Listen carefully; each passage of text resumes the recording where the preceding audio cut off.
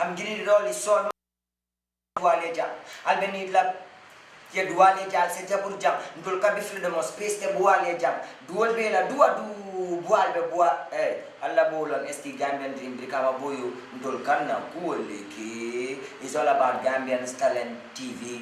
Tune in direct, ala jibe, stay tuned, mimbe kiring Gambia Bantala, Gambia. Luo! La ilaha illallah, Gambia, Gambian talent, ala barika. La ilaha illallah, Gambia, Gambian talent, ala barika. La ilaha illallah, Gambia, Gambian talent, ala barika. La ilaha illallah, Gambia, Dawda Jawara barika. Gambia man la jali madi yena nge setan Gambian talent fii la de bu leen bàyyi fii de fii la affaire yi nekk tete ñi na Leila sanani kalilma kanitulo na firu la baba duda ni kanilma kanunyo kanabula molu noma molu mambetea Iba kuriya munna nafate kuriyala Iba jawya munna nafate jawya labi Iba kuriya munna nafate kuriyala Nafigi la sila manja Kula bambali la sila manja Uya fala la sila manja Ngomari masale bokelela Nafigi la sila manja Jakula bambali la sila manja Uya fala la sila manja Muna ngomari masale bokelela Yo Gambia ntalam albadi malam nena jeli suso ntele bali janto bi Gambian talent show mamo be tantula mbal jayla albadi malam the queen of manding nena jeli suso the golden voice wow mbal tantula mbal jayla bake mbafala le ko albumo kanale December on the Benjamin Hall akana fomo kom mashallah Gambian talent show talana mo wayla de la jobe waywe amna mana lolo leer na ma Gambian talano mo wayla di la jobe sa waywe amna mana lolo leer na ma yangal ngama ma waji yangal ngama de bo yai tay to yai barki de bo yai de di alat ani rapaliu fa ka ko ta fasa daw fasa nga sa kanam na sen to sa ginaaw ma say xala de ken do dem bala wa assalamu alaikum wa Gambian talan dama wax ne la ku bëgg ciuray rek ñewal fi ci biir kër gi di Gambian talan man day cuuraay maa leen defar cuuraay bu neex ci biir kër gii di Gambian Talents man na xoolal cuuraay ju neex fii la ci biir Gambian Talents laj ko lañ bu neex fii la ci biir kër gi jàmm ak salaam fii la ci biir kër gi namuñu salaamaaleykum namuñu Papa Ndiaye nag ñun lu ñu namu lu nekk rek ci biir kër gi Gambian Talents la salaamaaleykum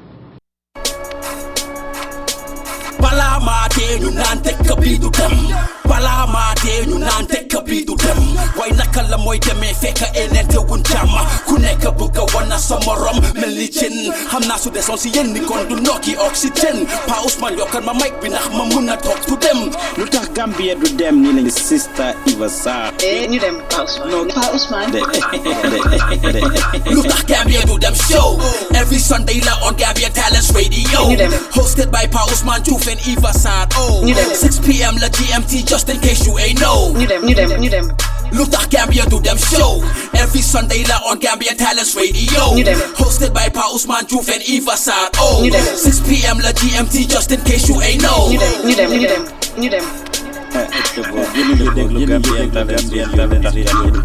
pare ñaanal Gambia Pa Ousmane lañ bokk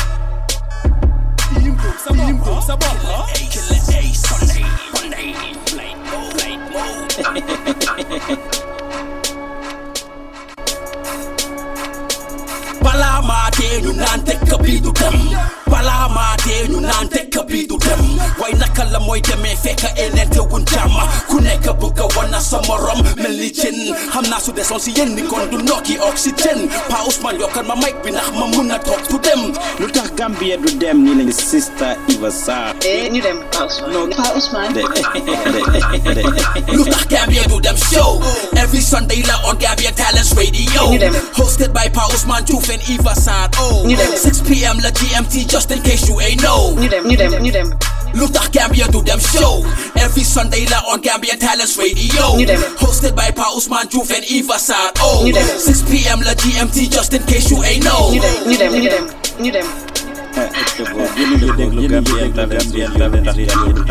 pare ñaanal Gambia man lañ bokk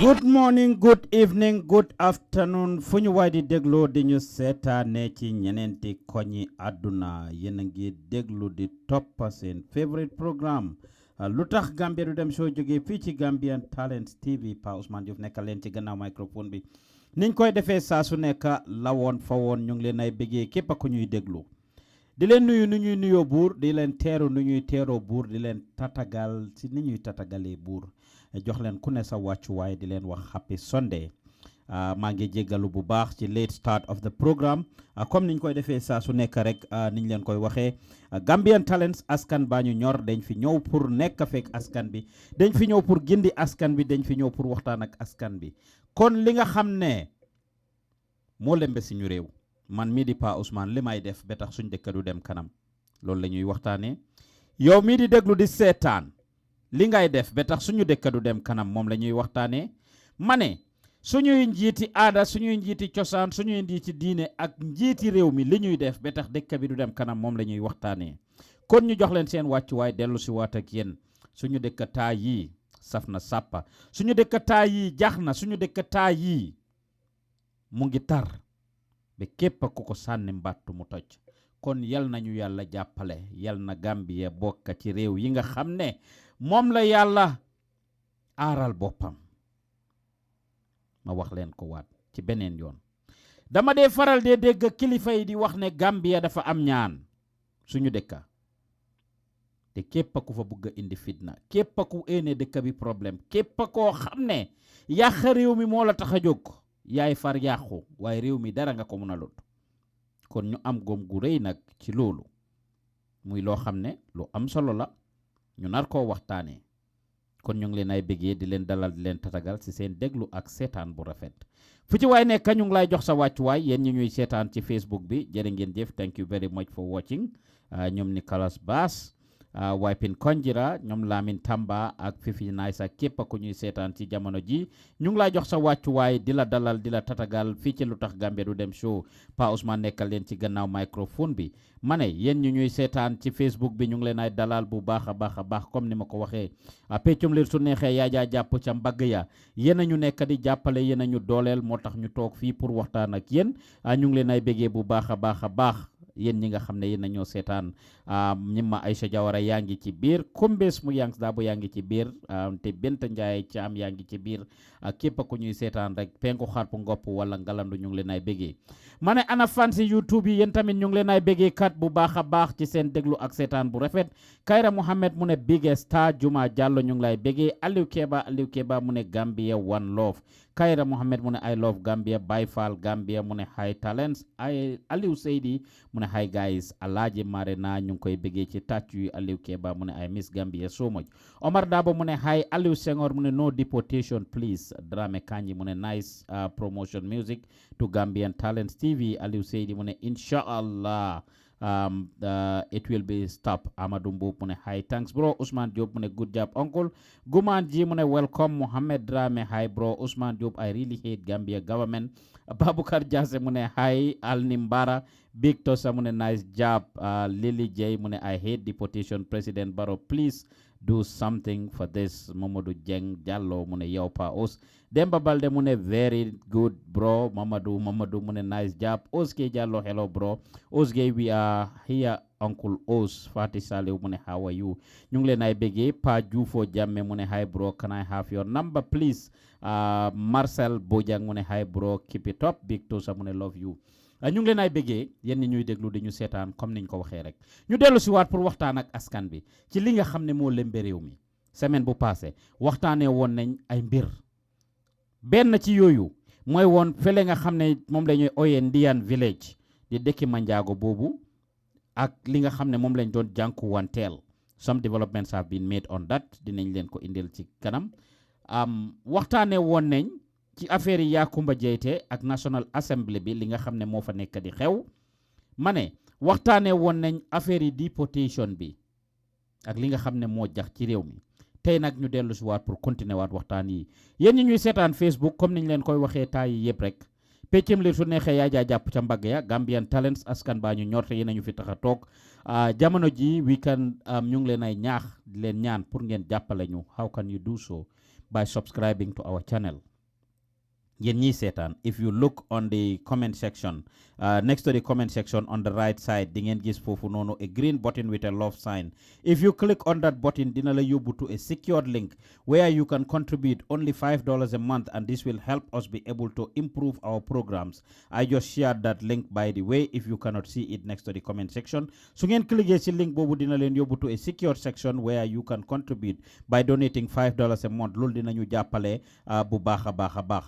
So fekkee ne tamit you are not able to do that, you can contribute through several other ways. So in PayPal account be you can contribute through there by just making a one-time donation of however much you want or any amount. Dara ndawut. Ni ma koy waxee saa su nekk seeni bot la ñuy xooloo seeni gémmiñ la ñuy waxee te seeni noppa la ñuy dégloo yéen askan bi yéen a ñu ñor bëgguñoo rely ci nguur bëgguñoo rely ci any other person. We keep emphasizing pour ñu jàppale ñu yéen lañ bugga pour ngeen jàppale ñu ndax yéen a ñu fi tax a jóg yéen askan bi su ngeen amee problème ñu jàppa si su ngeen amee problème ñu wane ko moo tax ñu dem ba N'dean village pour wan leen li nga xam ne moo xew foofu ca N'dean kon click on one of the 3 links yoo xam ne seen naa ko pour jàppale Gambian Talents loolu dina am solo bu baax a baax yéen ñiy seetaan si YouTube bi di same thing su fekkee ne yéen a ngi yónnee xaalis Gambia weda Facebook YouTube wala foo ñuy dégloo wala nga nekk biir Gambia yéen ñu ñuy bëggee yéen ñi nga xam ne li ñoo liggéey mu ngee tax ngeen ak gindeeku mu ngee tax ngeen a xàmmee di ràññee di xam lii xew ci réew mi kon ku ne li ngay bëggee da nga ci war a jàpp bu baax a baax a baax kon ñu ngi leen a ñaax pour ngeen jàppale ñu if you are sending money to Gambia you can equally send us some suñ nit yi dinañ dem ba si seen office pour collègue yi xaalis boobu foofu noonu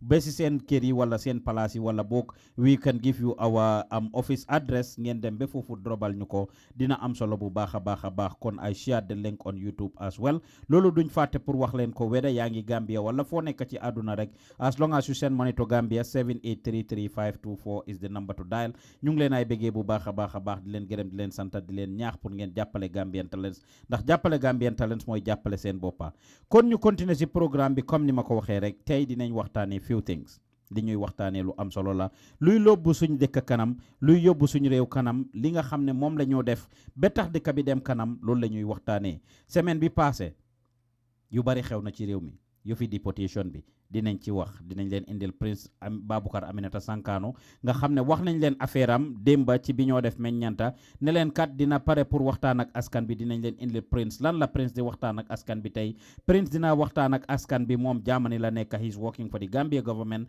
am na certain benefits yoo xam ne feel na ne Gambian si nekk foofu ñoo xam ne ñu ngi on deportation they might be able to benefit from this ñu ngi leen a ñaax nag ngeen baalal ñu rek we know you guys have a lot of ideas and may want to contribute but ci jamono ji we are not taking calls because dafa am yu bari yoo xam ne ñu ngi koo jéem a régler ak ñuñ war a waxal fee waxuñu ak ñuñ ba pare duñ accept am calls ma leen a ñaax pour ngeen ñàkk a call especially yéen ñiy callee si WhatsApp bi as you can see my hand is pressed on this button here I am recording this program live on WhatsApp pour ñi nekk Gambia ñu am access to it ak ñi nekk other places because the information need to be filtered it needs to get to the grassroots level so maa ngi ko record on WhatsApp right now as we speak so that it can circulate so that other people can have access to it if you call on WhatsApp right now danga yàq recording boobu noonu and it will not be fair so please let's respect that and not make calls It doesn't matter how much of ideas you have, it will be very important. In addition to that,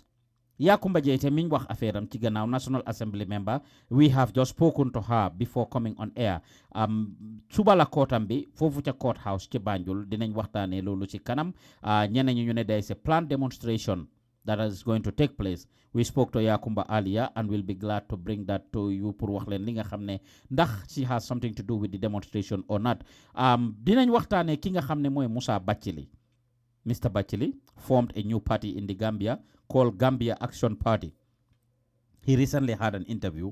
Dinañ waxtaan ci loolu as well muy affaire Musa Batchilly ak patem bi ak li nga xam ne noonu lañ ko gisee ak what Gambians should watch out for. And finally, which we forgot to mention on the list that we put out there, a video is circulating on social media. Benn waay Sénégalais ki def video di tontu ki nga xam ne mooy Fatou Camara. Dinañ waxtaan ci loolu as well. We bring it to you. Ñu ngi leen ay bëggee fu ci waay nekk ci ñeneenti ko ñu àdduna penku xarpu ngopp wala ngalandu lii du leen wàññi waay dinañu yokk share the video if you are watching right now. Organize a watch party and invite your friends. Yéen ñi seetaante Facebook, that feature is there. Mun ngeen a organize a watch party if you click on the link. Am na si comment section bi next to it. Benn si link si bi laa wax nga organize a watch party. Su ngeen demee YouTube seetaan ñu foofu dina am solo moom lañ gën a appreciate siyaana YouTube link bi foofu noonu su ngeen ñu seetaanee on YouTube that will go a long way because dina help pour ñu make tuuti koom-koom pour mun a dépasse project bi pour mun a dépasse Gambian Talents su fekkee ne you are not able to contribute yow sa bopp financially sax you should be able to support us through that of course su ngeen cliquer on the link that I just shared yéen ñuy seetaan on Facebook it would take you to our YouTube channel because ñu ñoo interview yëpp we will have them live and direct te suñ leen amee live you will be able to see them on YouTube but not on Facebook so ñu ngi leen a ñaax pour ngeen dugg YouTube pour seetaan ñu foofu especially su ngeen bëggee gis ñi nga xam ne ñoom la ñoo interview affaire deportation we will be talking to Saibo Camara moom mi nga xam ne he is ñoom ñoo organisation demonstration bi nguuri Gambia génn nañ joxe moratorium pour wane ne stop nañ deportation bi si jamono ji dinañ si waxtaan ñi nga xam ne ñoo organisation demonstration bi Saibo Camara dinañ jéem a waxtaan ak moom to si ñoom ndax agree nañ ndax accept nañ li nga xam ne moom la nguuri Gambia wax ak naka lañ gisee deportation boobu noonu and like dinañ wax ak moom si kanam ni insha allah kon ñu ngi leen ay bëggee bu baax a baax yéen ñu ñuy déglu fu ci waay nekk ci ñeneen ko ñu àdduna penku xarpu ngopp wala ngalandu ñu ngi leen ay bëggee di leen dalal fii ci LUTAKH Gambia du dem show Pa Ousmane Diouf nekkal leen ci gannaaw microphone bi comme ni ma ko waxee rek we will start the program proper right away semaine bu passé wala ñaari semaine yu passé the Gambian Gambia's political arena has been very interesting. A lot of developments taking place. Lan moo xew dégg nañ yu bari yoo xam ne ñu ngi xew ci Gambia starting with the political situation ci National Assembly bi. President Adama Barrow has exercised his executive powers by firing or relieving ki ñuy ooyee Yakumba Jaite National Assembly member off of her duties as a nominated National Assembly member.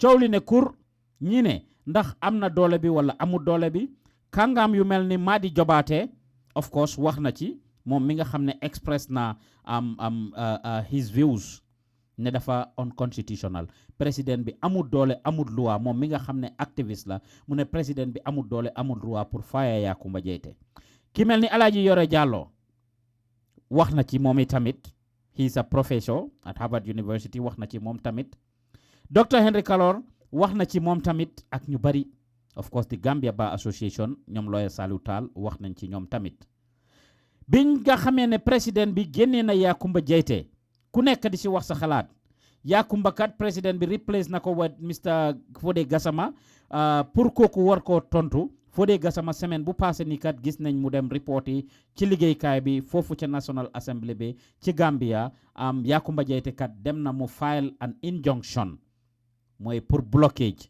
pour taxawal pour halt pour stop pour barrer Fodé wala Mr. Gassama pour mu resume duty sami pour mu dem nekk replace ko moom foofu ak di xeex ne président bi amul doole bi pour dàq ko moom ci place am boobu noonu kon loolu mooy li nga xam ne Yakumba def na ko case bi mu ngi ci court bi nag ndiki suba dafa war a dem pour jàkkaarloo ak judge bi ci Banjul pour ñu decide ndax li moo ñaan noonu ne buñ swear in mooy buñ waatloo Mr Gassama mi ko war a replace bu kooku def liggéeyam comme remplacer ko moom ci assembly bi case boobu mu ngi ci court bi gis nañ Yakumba interview bi mu def ak li mu wax ma ne ñu bari ñu ne Yakumba kat lu tax président bi dàqa ko dara taxul lu is politically motivated ñaari mbir benn Yakumba kat dañ ko yaakaaroon président bi foog ne dina ko jàppale ci ay moom agendaam dina bokk ci moom réeré wuñ mbir tay yëpp passé there is no doubt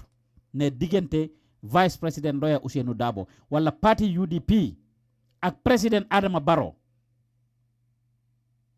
/ Barrow Youth Movement gannaaw former good party ñu ngi am big difference ñu ngi am xaar ma yàlla diggante baa ngi ñagas suñ déggee Lawyer Darboe ak waa UDP waxee fii ñu dégg président Barrow ak waa Barrow Youth Movement waxee fële ñu ngi xëccoo kàddu ñu ngi dem back and forward ñoom ñëpp ñoomi neen lu waay mun a defal sa morom rek nga def ko lu waay mun a sànni sa morom ci lu bon wala lu tilim wala luñ mun a definante rek ñu ngi koo defante ñoomi neen ndax loolu la réewi Gambia deserve or not is a different story jamono juñ nekk ni wax dëgg neex yàlla we have been in President Barrow has been in government for 3 years dese na ko yeneen ñaari at pour mu génn foofu noonu and it is very important pour président Barrow mu understand loolu mu jublu ci liggéey bi mu liggéeyal réewi Gambia ci jamono ji instead of continuer di def li moo def instead of politique bi mu nekkee vice président Lawyer Ousainou Darboe tamit wax dëgg neex yàlla there is every reason pour mu war a concentrate nekk vice président continuer def liggéey bi waaye fu mu ko defee lundi ba alxames ajuma rek ajuma samedi dimanche mu tegu ci yoon wi dugga ci biir dëkk bi ne of course dafa dem rally dafa dem politique and the like yéen ñi ñuy seetaan ci YouTube bi kii mooy ki nga xam ne mooy Fodé moom ak clerk of the house gannaaw bi nga xamee ne demoon na report yi foofu noonu moom Mr Gassama foofu ca National Assembly bi yéen ñiy seetaan ci YouTube bi you are seeing Mr Gassama foofu noonu obviously yéen ñiy seetaan Facebook you cannot see this ku bëgg a seetaan click on the link that I sent out foofu noonu on Facebook of course nga click on that link dina la yóbbu foofu noonu te suñ YouTube channel bi pour nga mun ñoo seetaanee foofu noonu I guess ne loolu dina am solo bu baax a baax a baax di nga gis su ko defee li nga xam ne mooy pictures yooyu wala images yooyu ñuy wane kon ñu ngi leen ay béggee bu baax a baax yéen ñuy déglu di seetaan now président Adama Barrow Yakumba Jaiteh dañ ko def an executive member of the UDP seen female executive wing bi she's an executive member mooy ci njiiti parti bi la bokka ñaareel ba gaa yi am programme fele ca Gunjur Yakumba waxoon ci loolu noonu ñaax gaay lu bari ci UDP moom nim ci bokkee ak yoo xam ne parti bi nar nañ koo doxalee ñu ne kat gaaral na kàddu ba gaaruwaale fa président Adama Barrow joobe ko ñu ne loolu moo tax bañ dàq ko Yakumba nag yóbbu na ko case bi si court bi mu ngee def kéemtalaay kàttanam pour xeex loolu dinañ jokkuwaat Yakumba Jaiteh rek pour wax ak moom hopefully she picks up bi ma ko call si gannaaw mu ngi doon waaj a génn jot naay wax ak moom tuuti ñu ngi koo jokkuwaat nii rek pour wax ak moom and see what her take is going to be on this issue naka la ko gisee kon ñu ngi leen ay bëggee yéen ñu ñuy déglu di ñu toppa di ñu seetaan fii ci Gambian Talents TV fu ci waay nekk ci ñeneenti ko ñu àdduna penku xarpu ngopp wala ngalandu Yakumba Jaiteh la ñuy yokk noonu hopefully she picks up and mu leeralal ñu ndax demonstration boobu ñuy wax moom she is behind it or not comme ni ma ko waxee wax nañoo ak moom ci gannaaw mu ne dinañu jokkuwaat ci kanam tuuti ñu ngi doon xaar pour dégg ko and since we didn't she was going to talk to her lawyer daf doon bëgg a wax ak lawyer am yi and get back to us to see ndax mun na moo ñëw on air or not of course ci diggante bi ndax dafa nekkoon ci ab xat-xat doon waaj a génn te wax nañ ko démonstration bi gars yi di wax ne dañ ko nekk di plan wala boog ñaaxtu goo xam ne dañ koo plan wala ñenn ñi ñu ne solidarity march pour génn dem ci court house bi pour dem foofu wane seen solidarity ndax moom si has something to do with it or not loolu mooy li nga xam ne dañ koy waxtaanee wala bugga nañ Yakumba pour mu jox ñu ci leeral moom Yakumba Jaiteh kon ñu ngi ko kon if you want this facility jëlut téléphone bi kon bi ma waxee ak Yakumba Jaiteh si gannaaw bañ xamal ko li nga xam ne mooy issue bi wala kaddu gi wala affaire si comme li nga xam ne moom la gaay di wax ne moo nekk di xew li nga xam ne moom la ñoo wax ne moom Yakumba Jaiteh moo nekk behind it ne moom mooy ki nga xam ne kat moo facilité lii moom mooy ki nga xam ne kat moo nekk di ñaax askan bi pour ñu génn pour dem ci biti pour nekk def démonstration moom kat dinaay na loolu ne déggut ko woon yëgut ko ne demonstration is being planned ne am na ñoo xam ne ñu ngi taxaw ne dañoo demonstrate am na ñoo xam ne ñu ngi taxaw ne dañ bugg a génn pour am ñaaxtu ci moom turam according to Yakumba Jeyte nag li nga xam ne wax nañu ko ci gannaaw mu ne moom yëgutoon loolu noonu tey yëgut ko ëllëg mu ngi ñaax askan bi yëpp pour ñu képp koo xam ne bugg ngaa génn kat nga génn ne da nga koo jàppale amul ci problème waaye moom nekkut behind any demonstration whatsoever she is not privy to any information of demonstration képp ku jóg ne da ngaa génn pour dem demonstrate sa coobere boppa nga koy def waaye moom Yakumba Jeyte of course has nothing to do with that. If you are watching us on YouTube, you will see Yakumba Jeyte's image. Mugi non ñu share fofu nono. Ki moy Yakumba Jeyte, a young National Assembly member in her early 30s. Gannaaw bi nga xamé né lawyer la won, of course, back in the days President Adama Barrow jël ko nak def ko National Assembly member. Haya ko indi ko mu liggéey ak National Assembly bi fofu ci Gambia. Muy ko xamne we are proud of her because mu ngi fofu nono di represent jigéen ñi, mu ngi fofu ci National Assembly di represent women, mu ngi ci National Assembly bi di represent ndaw yi ndax she is very young at her age. Ku dégg Yakumba gis mu wax gis mu def mbiram nga xamne ku fasaala ci juróomi committee la bokk ci National Assembly bi di taxawal jigéen ñi di taxawal ndaw yi of course di taxawal askan bi.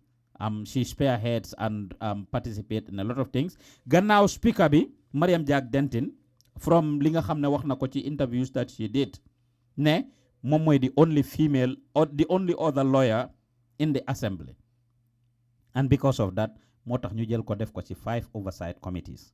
Yakumba nag ñu bari ñu ngi ko accuse ñu ngi ko jiiñ ne dafa buggee su fekkee ne yow lawyer nga yaa ngi doon liggéey léegi jamono ji nga nekk nii président bi moo la joxoon toogu bi moo la joxoon léengay nangu na léengay sa loxo kon yow kat da nga war a bàyyi noonu nga dem nga continuer sa liggéey as a lawyer li nga doon def nga continuer ko.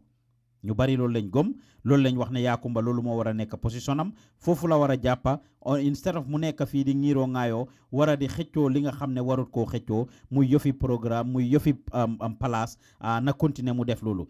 Yakumba nag bi nga xamee ne journaliste yi laaj nañ ko loolu tontu na ci te lim si tontu mooy leen na ne moom defut lii pour Gambia pour boppam daf koy def ngir réew mi ndax président yi nii la ñoo def di gooto ndanka ku alaaw président Adama Barrow mu def lii ci tànga bi nii ci jamono ji and get away with it su beneen yoonee dina ko def keneen ak keneen ak keneen ak keneen so instead of ñu alaaw ko mu def loolu dañ ko war a stop mu ne président bi amul doole am na ñeneen ñu génn ne amul doole ñeneen ñu ne président bi am na doole bi kon léegi mata bi li ci des ci loxo court yi lañ ko bàyyi court bi dina decide kan moo am doole wala kan moo nekk ci dëgga lii nag is a big test for the Gambia's democracy ndax yàgg nañoo gis time bu nguuri Gambia amaan dara to do with citizens wala ñeneen is usually seen as otherwise pour National Assembly bi seen boppa génna pour ñu condemn li président bi def loolu is a step in the right direction dafa wane ne démocratie mu ngi am Gambia ndax ñoom mun nañoo génna pour def loolu ñoom National Assembly bi. Number 2, the fact ne ñoom National Assembly bi biñ génnee comme niñ leen ko waxee last week kii nga xam ne mooy KKB moom mi nga xam ne moo amee mooy majority leader si house bi génn na mu wax ne 31 National Assembly members muy fanweeri ak benn National Assembly members ñoo agree on lii ñoom ñoo waxtaan ba d'accord si Yakumba naka ci affaire Yakumba bi ñu condemn li nga xam ne moo xew ñu gis minority leader bi minority leader bi Samba génn si moom tamit mu ne d'accordul ak li nga xam ne moom lañ wax ñoom liñ discuss at party level at the all party caucus mooy ne kat moom ak ñenn ñi luñ gëm mooy dañ war a seek legal advice mooy dañ war a dem gisi ay lawyer ñu advice leen pour wax leen ndax président bi am na doole ndax amul doole ndax ñoom National Assembly members yi kat ay defarkati loi lañ waaye nekkuñ ñuy war a interpret loi mu condemn kii di KKB ak ñeneen ñi si bokka loolu is healthy for our democracy ñii gisee nii ñii gisee ne le léegi nag ak nu munti demee rek xaajaloo am na ci yëf yi ci code bi la dellu ñu delloo yëpp code bi su ko defee ñu seet naka la fa demee kon loolu mooy yëf yi ëllëg si 9 o'clock Gambian time mooy court bi dinañ leen ko jéem a indi live and direct court house bi foofu noonu li fa xew rawatina ñaaxtu geeg yeneen yu xew ci biti dinañ leen ko indil incha allah at 9 o'clock. Subscribe to our YouTube channel Gambian Talents Promotion and you will be able to see that. ñu ngi leen ay béggee bu baax a baax ma read some of your comments rek ñu continue. Fish Mark mu ne that Senegalese man tell the truth. Fatou Camara's behavior is very bad. She should be a professional journalist. Let her not involve herself into politics. She is a journalist. Fatou Camara herself know that she is not educated than Ousmane Sonko. Moom loolu la wax yéen ñi nga xam ne yéen ay seetaan comme ni ma ko waxee West Bronza mu ne watching from France. I'm from Ghana. I love to live in your country and change my nationality.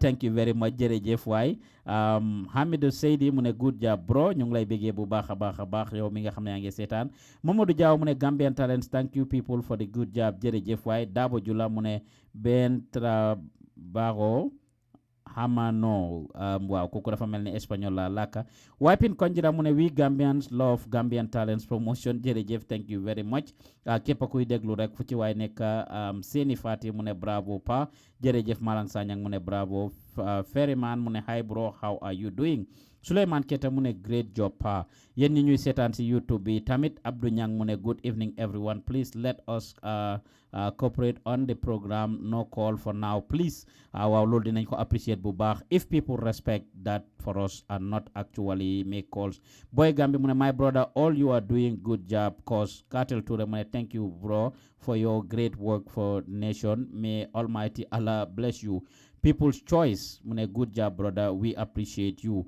jërëjëf Adama Fati mu ne good job thank you very much yéen ñi nga xam ne yéen ay seen messages yooyu comme ni ma ko waxee fu ci waay nekk rek ci ñeneenti koñ àdduna penku xarp ngopp wala ngalandu ñu ngi leen ay béggee thank you for watching yéen ñiy seetaan ci Facebook bi su ngeen bëggee gis images yi ñi nga xam ne ñu ngi leen a interview foog ngeen dugga rek foofu ci suñ YouTube channel bi link boobu share naa ko si page bi ci gannaaw share naa ko ak yéen su ko defee du leen wàññi yéen waaye dinañu yokk ñun insha allah I'm sharing it one more time you can share it with the rest of the people ñu ngi leen ay béggee bu baax a baax fu ci waay nekk ci ñeneenti ko ñu àdduna penku xarpu ngopp wala ngalando ñu ngi leen a wax ne yéen a ngi seetaan lu tax Gambia du dem show jóge fii ci Gambian Talents TV share the link du leen wàññi yéen waaye dinañu yokk ñun so go back to the YouTube channel and you watch us from there kon loolu mooy li nga xam ne moom lañ leen amal ci affaire yi Kumba Jeyte moom mi nga xam ne kat National Assembly member la and we hope that helps comme ni ma ko waxee ëllëg dinañ leen indil more information about that we take a quick break suñ dellu see rek ñu waxtaan ak yéen on the other things lu tax Gambia du dem show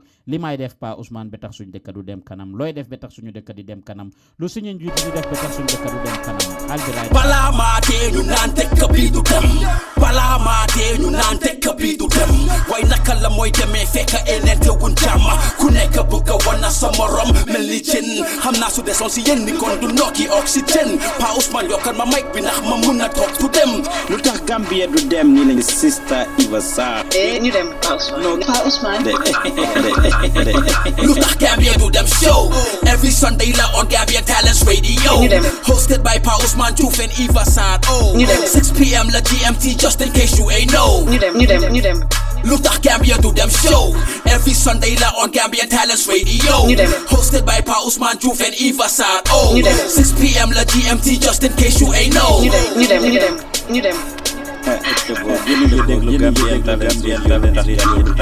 pare ñaanal Gambia man Ousmane lañ bokk kon ñu ngi leen ay bëggee yéen ñi ñuy déglu di ñu seetaan fu ci waay nekk ci ñeneenti ko ñi àdduna penku xarpu ngopp wala ngalandu comme niñ leen ko waxee nag semaine bi passé gis nañ Sénégal nekkoon ci élection ñu gis ne sénégalais yi génn nañ pour def seen sànni karta Gambian si nag safoon si sàppa Gambian si duggoon ci Gambian si am continuer di jàppale Sénégal ci élection bi there is no doubt ne dañ dee wax ne Gambia ak Sénégal benn bopp lañ kenn mënut koo xar ñaar ahankay amaana loolu lu am la benn bopp la kenn mënut koo xar ñaar Sénégalais yi there is no doubt ne ku nekk si ñun you have a Senegalese family member képp kuy Gambian am nga mbokki sénégalais ci nii wala ci nele kon dafa important pour ñu understand loolu pour ñu jàppale wante ndax loolu mooy li nga xam ne lu am la man mii di wax ak yéen suma yaay waxuma leen third generation wala whatsoever de suma yaay directly Sénégal la jógee ci dëkk bu ñuy wax Bambougar and I have family members all over Senegal. So pour ne benn bopp la kenn mënut koo xar ñaar, yes, there is no doubt about that. But I call myself a Gambian, a proud Gambian, and the sovereignty of the Gambia matters a lot to me. Xeddee ko ci balaa ngaa lakkale loolu la Olof Njaay wax. Te ku wàcc sa ànd boo dem fekk fa borom. No disrespect to Senegal. Suma disrespecté Senegal, suma bopp laay disrespect ndax suma yaay laay disrespect. Kon lu am solo la pour ñu waxtaan ci dëkk bu nekk dafa am sovereignty ku nekk nag mun ngaa def sa mbir fan yi passé ñaari fan yi gis nañ vidéo bu génn di circulate balaa loolu gis nañ Fatou Camara moom mi nga xam ne am Gambian journalist la saf si Gambian politics of course over the years mu establish network am bi and has a good number of following. There is no doubt, kune jox ko lu mom, when it comes to the Gambian online platforms, Fatou Camara has the biggest platform. No doubt about that. No doubt about that. Kune jox ko lu mom. There is no doubt ne, Sister Fatou, li mo def mun nako xam nako. Te yalla may nako ci. There is no doubt that she is an asset to the Gambia.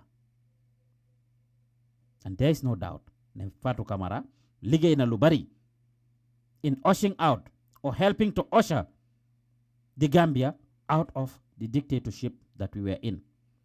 Ñenn ñi nak agiyu ne Fatou Camara defutoon loolu waxutoon loolu dafa maxonte ne muut ci jamono Yaya Jammeh. In fact, defended Yaya Jammeh on several occasions ci bi nga xamee ne mu ngi tollu ci diggante Sénégal gim nekk nii tey dem na fa ñu interview ko on TFM if all of you saw it wala gisuleen ko ñu laaj ko ci Yaya Jammeh mu wax lu bari bi nga xamee ne nag am na ak Yaya Jammeh problème ba ñëw America mu commencé di dem si yeneen Gambian online radio yi nga xam ne ñu ngoy yëngatu ci politics eventually mu commencé di def programme ci chaîne web muy Fatou Shoyam bi and finally mu establish the Fatou Network which is doing very well in disseminating information, in giving Gambians information. Why then responsibility ñun ñep. Lately, we have heard her said, dégg naa ko on occasions, mu wax ne yàgg naa xeex, ida daf ko binda wala mu wax ko, ne dafa xeex ba egsi fi mu nekk nii. It's about time pour ñeneen ñi xeexal seen bopp. Nit munta dëkk si xeex rek di xeex. A very fair statement. Dafa am njaboot, dafa am life to live, te munta nekk di xeex. Her mission was to fight Jammeh. Some people argue ne da doon xeex Jammeh because mu ngi established, because mu ngi comfortable on Gambia. Mu ñëw America, of course, it was a completely different story. Ñun ñëpp xam nañ ne soo ñëwee fii balaa ngaa am kayit balaa ngaa settle down ak so many different things lu bari yoo doon def Gambia soo ñëwee fii doo ko mun a def mun ngaa nekk ci njekk ak teraanga di def li ngaa def. Why, of course, when she came to the United States, it became a completely different ball game. Duñ ne daf fi struggle nag waaye metti woon na ñun ñëpp xam nañ ko fi nekk am njaboot. Now bi mu delloo Gambia and set up her network, employed a lot of young people and helping to disseminate information, muy def lu rafet. Why, of course, dégg nañ ko lim wax ne munta continuer di xeex. Her platform or moom PR work la moo defaale dafa liggéey di def publicity di def public relations. That is what her network is for. Te mu ngee def loolu ñu gis mu am linkage, of course, starté Gambia and have tough endorsed her, endorsement from tough, endorsement from a few other Gambian companies, Africell. But continue, of course, now spreading her feathers beyond the Gambia's borders. Ñu gis, of course, she's a good friend of Fatima Jabi, Jabari president in Sierra Leone. She started with doing stuff with Sierra Leone. Senegal, about 2 years ago, ñu gis, of course, bi moo jéema established platform am bi mu am an agreement with ñoom Youssou Ndour TFM and ñu commencé di def together moom ak Senegalese yi recently of course ñu gis mu gën a jax gën a involve with Senegal and the Senegal's political class rawatina doog ki nga xam ne am mooy Macky Sall ak jabaram mi nga xam ne mu ne dañ dee wax ne daf dee nduroo ak moom mi Mariam Sall Fatou continued to do her thing and this last election though mu saf si sàppa and she's seen in Senegal directly covering Macky Sall's campaign and this get people to wonder ñuy laajte questions yu bari mu triga nag Senegalese guy génn def video ne dafa tontu Fatou Camara because she has been involved with the Senegalese media mu wax ci ki nga xam ne mooy Ousmane Sonko su ko defee kii génn nag tontu ko duñ def dara du ñu play that interview wala astafurlah not the interview tontu bi nga xam ne Senegalese bi wax na ko Fatou Camara den su ko defee ñu def analysis on that let's listen to this response from this guy and see what he has to say. Bokki Sénégal bokki patriote su ma nee bokki Sénégal daal di jël benn jukki ci ñoom ne mbokki patriote yi mooy ñi nga xam ne ñoom laa bokkal di liggéey ci wàllu politique bi waaw li tax ma wax loolu mooy fa lañ ma xam fa la samay cër nekk fa laa bokk tey nag dama am benn information boo xam ne dama ko jëlee tey ci réseaux sociaux yi balaa maa sori Fouad Dia bi maa ngi lay nuyu nuyul ma waa Vélingara gis naa say réaction sànq waaw muy ndaw soo suñuy wooyee Fatou Camara di ab Gambian bu nekkoon États-Unis ci jamono yi nga xam ne daan naa ko suivre ci réseaux sociaux yi Fatou Camara moomee tey dafa yëkkati ay kàddu jëmee ko ci suñu président Ousmane Sonko waaw kàddu yooyee ba ma ci jotee sànq nii rek ci ngoon gi ndax dama voyagé woon connecté wu ma woon xam naa moo tax ma yéex si jot ma ne man maay ki yeeyoo pour tontu ko te li tax ma yeeyoo pour tontu ko moom mooy que ne ñun ci wàllu politique ci wàllu administration ci wàllu armée lépp loo xamante ne dafa xeetoo ak nu mu tudd diplomatie ak maanaam mun nañu wax sax ci tënk ci wàllu géopolitique ñun dañ ci nawloo wantewul ak dëkk boobu yi ñuy wax Gambie ndax léppam ci ñun la dépendre muy benn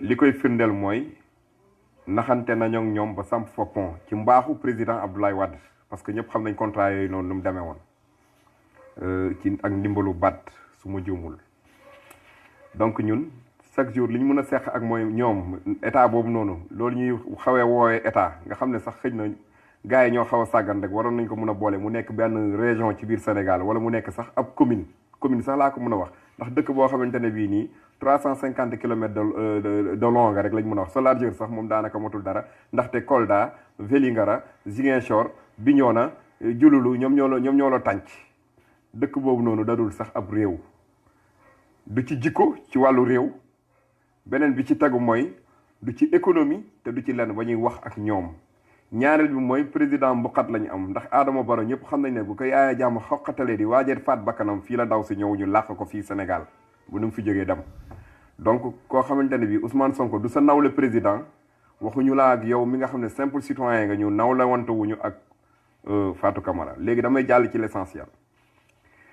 l'essentiel mooy dafay fàtte bu nee président Ousmane Sonko amul expérience pour diriger Sénégal nee na balaa ngaa diriger ab réew da ngay doon sénateur wala nga ñu ràññee la ci dara Adama Barrow lan la woon ñun liñ xam ci moom mooy ab promoteur immobilier ci liñ information yi ñu jot a jot musul incarné état xanaa moom dafa fàtte la chose étatique Adama Barrow ne l'a jamais tâté maanaam musul xam lan mooy état te tey moom mooy diriger Gambie muy benn ñaareel bi mooy ki ñuy wax George Weah bi nga xamante ne bii moom moo nekk dëkk bi ñuy wax Sierra Leone actuellement nii te nee na jabaru première dame bu Sierra Leone moo tax mu xamante ak Marième Faye Sall ab fokat la woon maanaam footballeur la woon muy ñaar ma joxaat ko boobu muy ñaari exemple ma dem nag ci bu mag bi ki nga xamante ne moom mooy seen patron ñoom ñëpp muy Emmanuel Macron il n'avait que 38 ans la amoon bi muy briguer les suffrages des Français nga xam ne ñooñu seen démocratie weesu na ci kii am na expérience wala kii am na lii wala kii am na lii wala kii am na laa.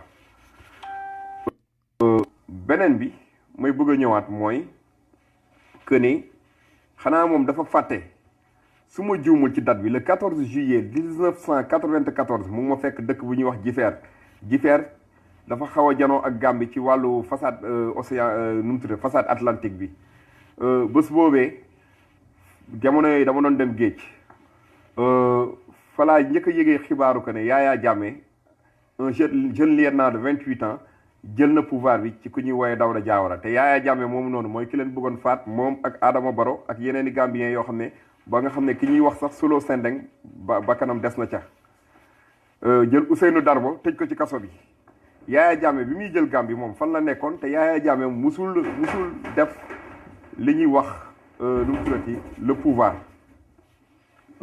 pouvoir xamante ne bii foofu noonu la war a yegg damay dellusiwaat ci ñiy wax naan président Ousmane Sonko amul expérience. foofu laay dog yëf yi rek emale ko fa di leen wax ne vidéo bi mu ngi ci suñ Facebook page bi képp ku ko bugg a seetaan mun nga faa dugg nga seetaan ko.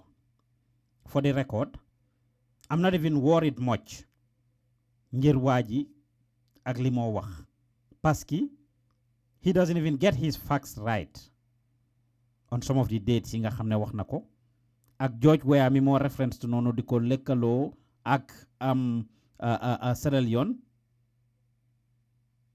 Bio la président Sierra Leone bi tudda Madiba Bio la tudda muy jëkkëri Fatima Jah bi nga xam ne Gambian Sierra Leonean la. So what is he talking about? Munan George Weah is not Sierra Leonean, it's Liberian, the soccer player. So this guy doesn't even have his facts right. Why Lena lay wax. The debate is on nak. Post nañ ko suñ page bi di laajte ndax Fatou Camara mooy yeb Gambian yi wala ndax waaji mooy yeb Gambian yi. Fatou Camara, we are telling you, you are an asset to the Gambia and we wish you understand and recognize that. Te nga xam ne dafa am li ñoo wax your corporate social responsibilities ak sa responsibilities towards the Gambian people and obligation towards the Gambia. Fu sa personal interest taxawee muy yow wala ku munti nekk ak interest Gambia da nga war a put that personal interest aside. Ñu bari ñu ngay argue ne Fatou Camara am na the right as a journalist pour dem mu analyze the political situation of any country like Senegalese did to the Gambian political situation. Ahankay loolu am na. Waaye Fatou Camara dafa defut any major analysis. In this situation, Fatou Camara is doing PR work for Macky Sall. Period. Interesting. Lu bari mu ngi xew Gambia. Ku top the Fatou network those days, ci jamono yoyu nonu, the past 2 weeks, they barely brought anything Gambian. That's the bottom line. In fact, they shared some content from GRTS, from iAfrica, ak yenen platform, Gambian platform. Everything you see was about Senegal's election. And Macky Sall's platform for that matter.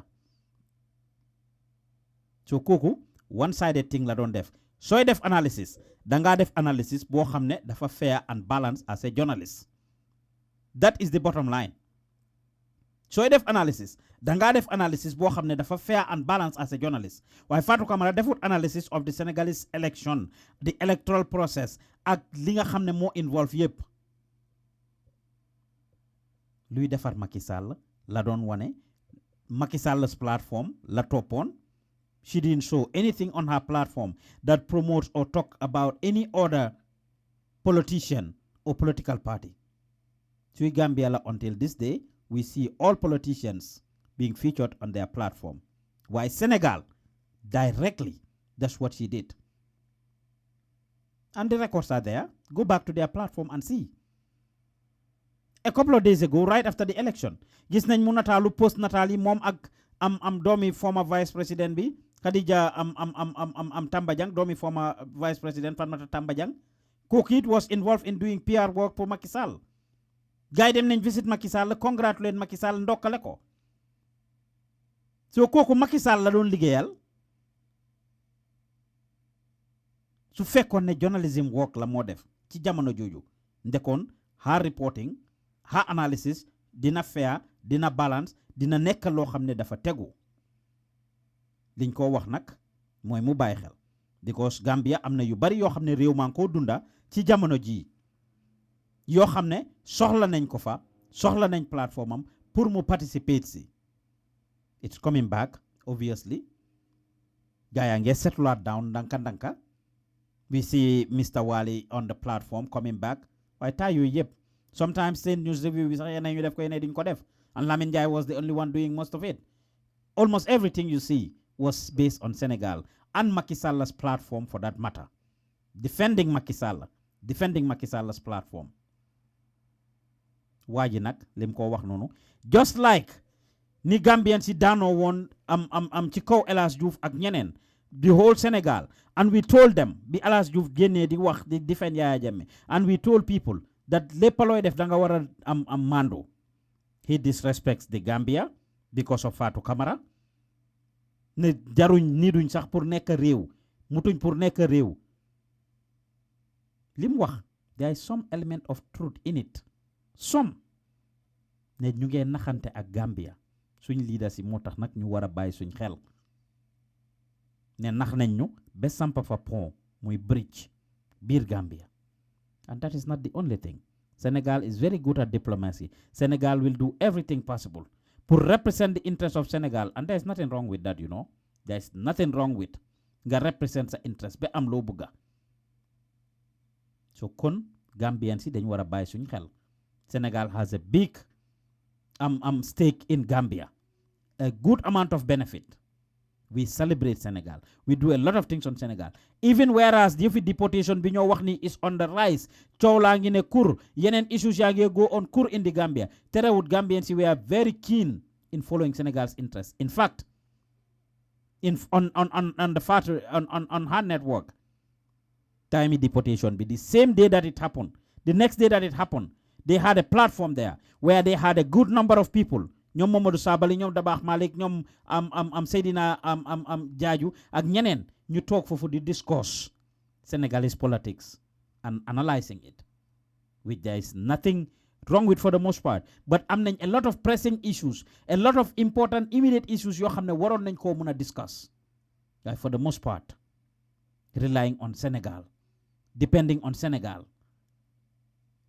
ku wàcc sa ànd boo dem fekk fa borom ñun ñoo war a promote our own ñun ñoo war a talk about our own I had people engage me gisuñ leen ngeen def much about Senegal's election one we were short of the human resources and the capacity pour ne dañoo engage in Senegal's politics luñ ci defi tamit for the most part it wasn't gonna be done well from the material to the finances to the human resource amuñ ko woon we didn't have the capacity to do so number two am nañ lu ñu doy ca xanjara in our backyard am nañ lu ñu doy ca xanjara in our backyard and we had to be focused on that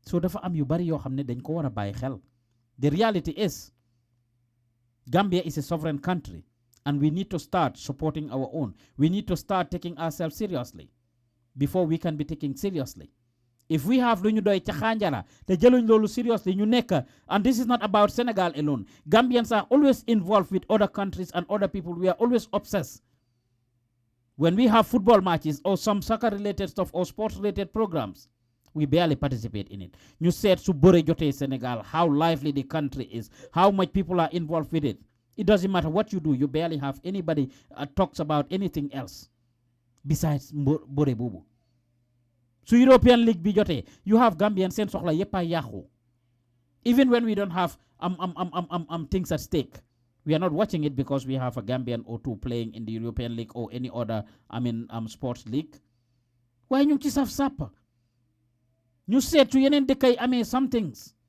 from Europe to America to whatsoever Gambians are very involved in supporting those things in patronizing those things and Senegal personally has a lot of interest in Gambia economically socially and politically it's a very strategic country we can be small but Gambia is very strategic for Senegal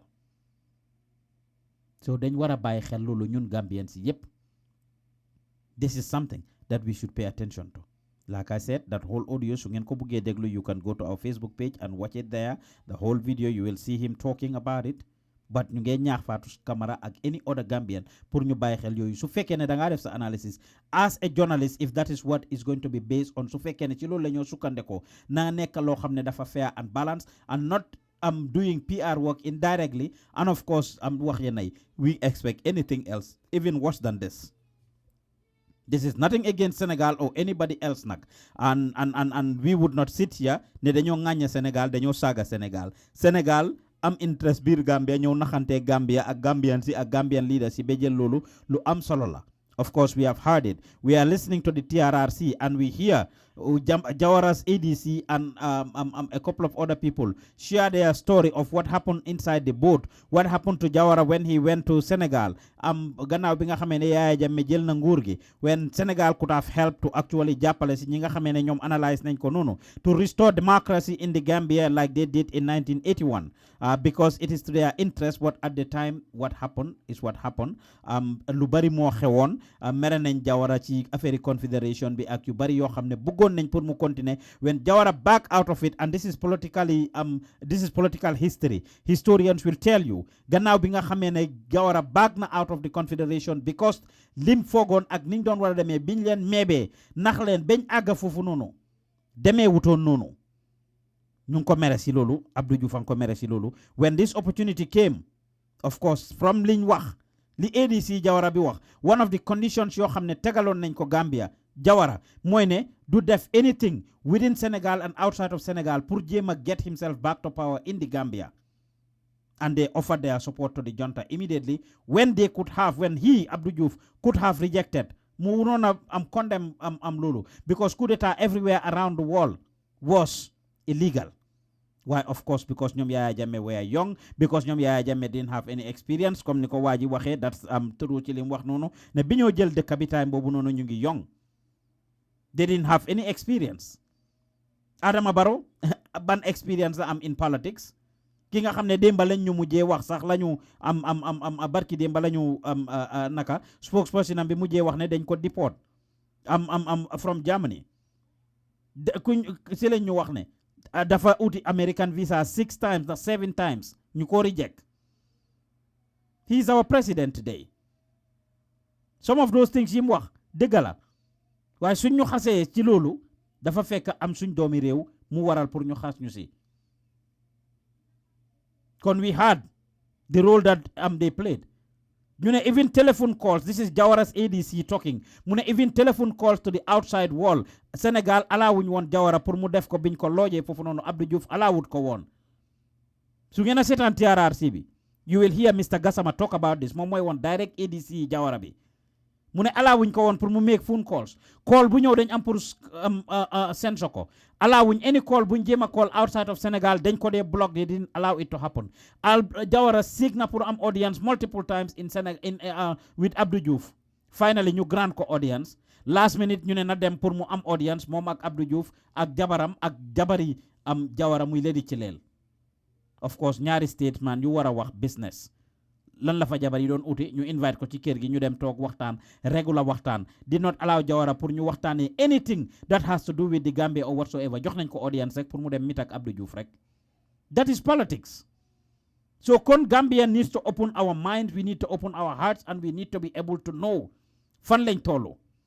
Kon lii mooy li nga xam ne xam nañ ko. Talk less of our musicians like Solomon Kamara said, even their musicians are always welcome that have to stop. Yes, the stake that they have. So December jote wala any other time. Right now as we speak, Mabo is on her way to the Gambia. Mabo, jëkkër ak jabar ñu ngi on their way to the Gambia.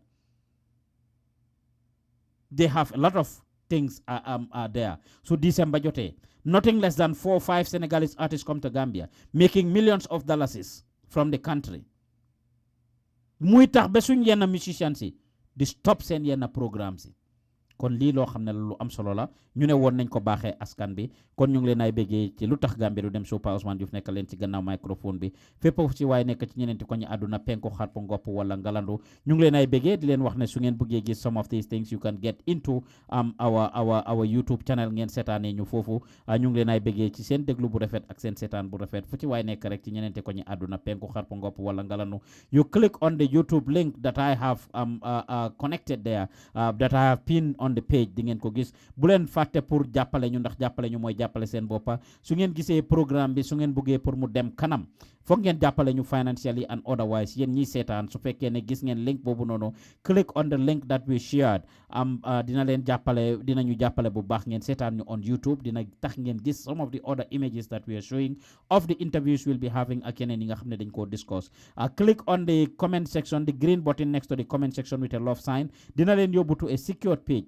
where you can actually help us pour ñu di ngeen ñu mën a jàppale pour ñu mën a dépasse programme bi mën a dépasse rajo bi ak télé bi incha allah loolu dina am solo bu baax a baax a baax ñi nga xam ne ñu ngi seen comments yi nag ñu ngi leen ay béggee Zaipa Camara mu ne she's not doing her job as a journalist Roxi Ngom mu ne hi Pa Ousman thanks for the good job Suleiman mu ne great job keep it up Urulu Arms Mune we stand by Yakumba Babukar Drame Mune Gambian talents is the best Fireman Mune bro how can I contribute from Sweden if you are trying to contribute financially you can send it to us in the Gambia 7833524 is the number to dial 7833524 7833524 is the number to dial in Gambia su fekkee ne da ngeen bëgg a contribute financially or otherwise su ngeen ñu ko yónnee rek dinañ ci jot inshallah foofu noonu su fekkee ne nag to participate in the program you are saying today we are not accepting calls right now jàppale leen ñu dina tax programme bi gën a dem kanam kon ñu ngi leen ay bëggee ñu jël another break suñ dellu si waatee rek ñu waxtaanee affaire yi deportation bi we will bring you Prince Baboucarr Aminata Sankano pour waxtaan ak moom ci affaire yi deportation bi su ko defee dinañ waxtaan affaire yi Mr Batchilly moom mi nga xam ne of course moo leen réew mi ci jamono ji ne dafa bëgg a taxaw as a politician mu form di Gambia Action Party dinañ waxtaanee affaire yi Mr Batchilly su ko defee ñu waxtaanee ci deportation bi and we'll close with that don't go anywhere you are listening to the Gambian Talents TV LUTAKH Gambia du dem show Palamate ñu naan tekk bi du dem Palamate ñu naan tekk bi du dem way naka la mooy demee fekk eneen te wuñ jàmm ku nekk bëgg a wana sa morom mel ni jën xam naa su desoon si yéen ni kon du nokki oxygène Pa Ousman yokkal ma mic bi ndax ma mun a toog du dem LUTAKH Gambia du dem nii lañu Sister Eva Sarr ñu dem Pa Ousman no Pa Ousman LUTAKH Gambia du dem show every Sunday la on Gambia Talents Radio hosted by Pa Ousman Diouf and Eva Sarr 6 p.m. la GMT just in case you ain't know ñu dem LUTAKH Gambia do them show every Sunday la on Gambia Talents Radio hosted by Pa Ousman Diouf and Eva Sarr 6 p.m. la GMT just in case you ain't know ñu dem pare ñaanal Gambia man Pa Ousman lañ bokk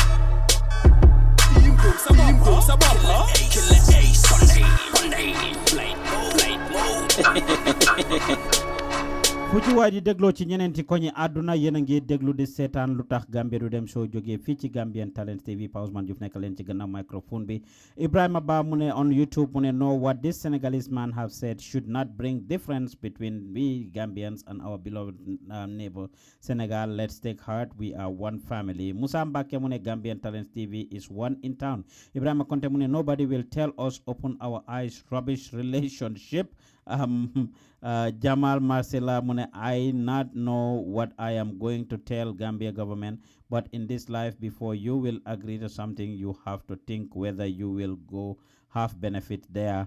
Li mo jema wax rek moy ne nguur gi war nañoo seetaat seen bopp balaa ñoo sign any deal wala balaa ñoo d'accord ci dara war nañoo mun a xam loolu ñu segg ko seetaat ko ban njëriñ la ama réew mi te loolu foog naa lu am solo la Adama Fati mu ne Fatou is not there for the Gambia she is there for the Fatou network mu ne la Njaay mu ne there is no true what he says they have been trying to take our land how big their land is but still they need our land forget he don't know history I am not Binta I'm Ibrahim just using my wife's account Mune Ibrahim la tudda Ibrahim Abajalo Mune all this is Fatou Camara rek running from one country to another while not you sit in your country there is a lot to report on Sisa Otamba Mune bro you are right all we do support outside and neglect our own muy dégg bu wér Osgay Mune is all Fatou Camara she is the one who troubles us Ibrahim Abba Mune and what the Senegalese brother have said it's true but he shouldn't said it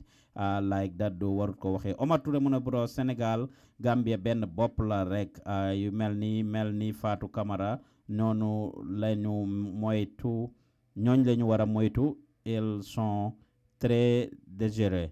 Mune mu ngi ballu akha Ibrahima Ba mune demand disrespect the entire Gambia because of Fatou Camara. She is always interfering. This is bad. Fatou, remain in your country please. I don't want no one to disrespect my country. Ñu ngi leen ay bëggee yéen ñi ñuy seetaan fu ci waay nekk ci ñeneenti ko ñu àdduna penku xapro war ngopp wala ngalandu. Next ñu play leen video si Musa Batchilly. Musa Batchilly mooy njiiti Gambia Action Party. Parti bu es bi nga xam ne dañ ko form ci Gambia daanaka weer ak genn wàll la am. moom mooy di latest party bi nga xam ne IEC register nañ ko Musa Batchilly pour muy leer dafa bokkoon ci GDC muy parti Mama Kandeh bi mu am ak ñoom problème jàppook ñoom nag mu génn fa sampandindi boppam form parti boppam ci weer ak genn wàll ci gannaaw génn na mu ne moom kat wax i kese taxu koo jóg moom kat liggéey moo ko tax a jóg te dafa ñëw pour defar Gambia te moom gum na ne moom kenn moo mën a defar Gambia waaju am fasaha la waaju gom boppam la waaju am confidence ci li moo wax la kon duñ def dara lu ñu indi leen some of Musa Batchilly's interviews barki dem bo Njaay dafa am interview boo xam ne Musa Batchilly def na ko mu waxtaanoon nag ak taskati xibaar yi foofu ca QTV courtesy the video is courtesy of QTV duñ def dara lu dul ñu play that interview part of that interview su ko defee ñu déglu Musa Batchilly lu mu wax rek and we'll do our analysis on it ñu déglu Musa Batchilly and put somebody who's competent. You ask me again, who's behind me? Any concerned citizen, including yourself, you are behind us. No. Please. When I say including yourself, I'm not saying that. When I say include, listen to me, okay. Including yourself. If Gambia is better, you will enjoy. You might not come on the front page, but your heart belongs to Allah. And then let me tell you about 4 things on earth. Courageous, you must be courageous. Courage. You must have empathy. Sympathy. You must have heart to heart. If these 3 things combine, then I believe if you have that element in you, you are behind me because I have that element with the executives. So whoever loves Gambia at heart, you are behind us. You talked about, during your first engagement with the press that, you don't need a president that will come and then drain Gambians. Instead, you need a president that will be self-sufficient, to come and rule the Gambia, take the Gambia to where it should be. How wealthy are you? Bala ñoo wax lolu rek. Musa Batchilly dafa nekk koo xam ne dafa just come out by looking at things Gambians yi dañ war a bàyyi xel Mr Batchilly of course am na every right nag as a citizen pour register political party and si li IEC wax ñu ngi am lu ëpp 20 nit candidate wala people ñu apply pour register political parties ñoom ñëpp am nañ right pour register seen parties waaye I wish Gambian si sega ñi ñoo jiite lii raam nag ci ñag bi la jëm this is nothing against Mr Batchilly ñu ngi lijjanti to have him for an interview too pour waxtaan ak moom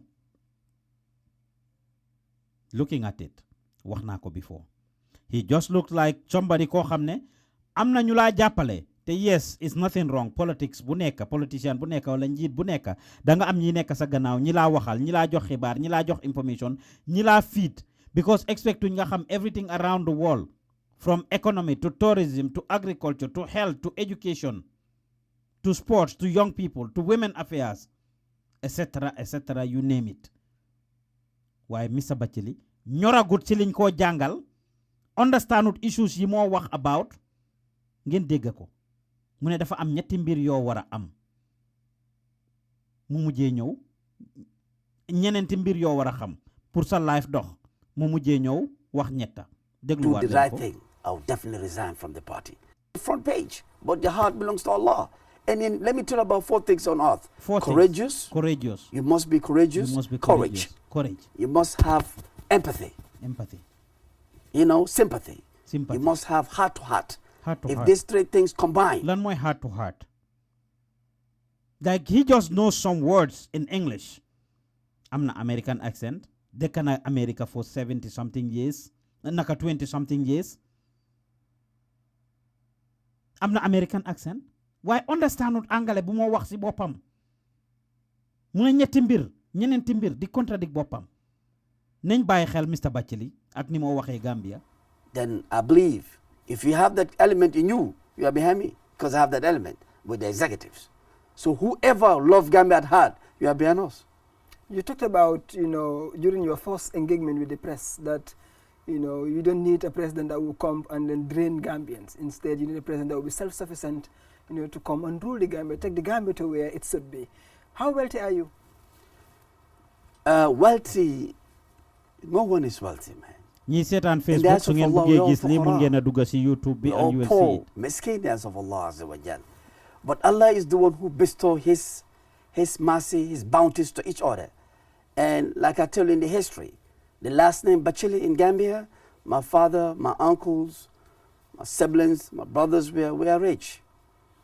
And we're not bragging, this Allah's gift. He can give it to anyone He wish. But alhamdulillah, I don't need to go deep on my wealth though. Neither my family wealth. Gambians should know before they give you their vote. But Gambians know the history. Not all.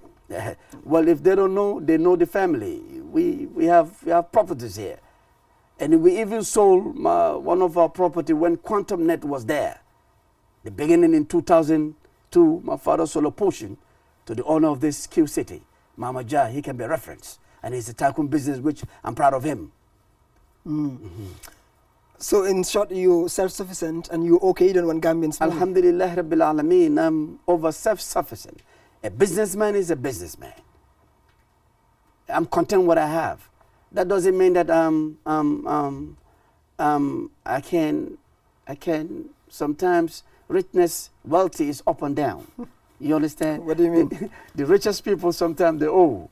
The capitalist richest United States they owe. Donald Trump, I use an example to Donald Trump. He was a billionaire. At the end of the day, he filed bankruptcy. At the end of the day, he became rich again and became the most powerful president on earth. Okay. So you want to General Donald Trump as an example. Neo Koko is a role model. You brag and talk about being rich. Na yow da nga am alel.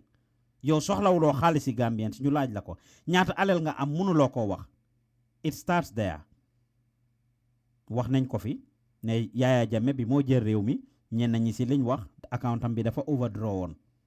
You know, to about $5 or however naka $500 is or whatever. Amutoon lu bari.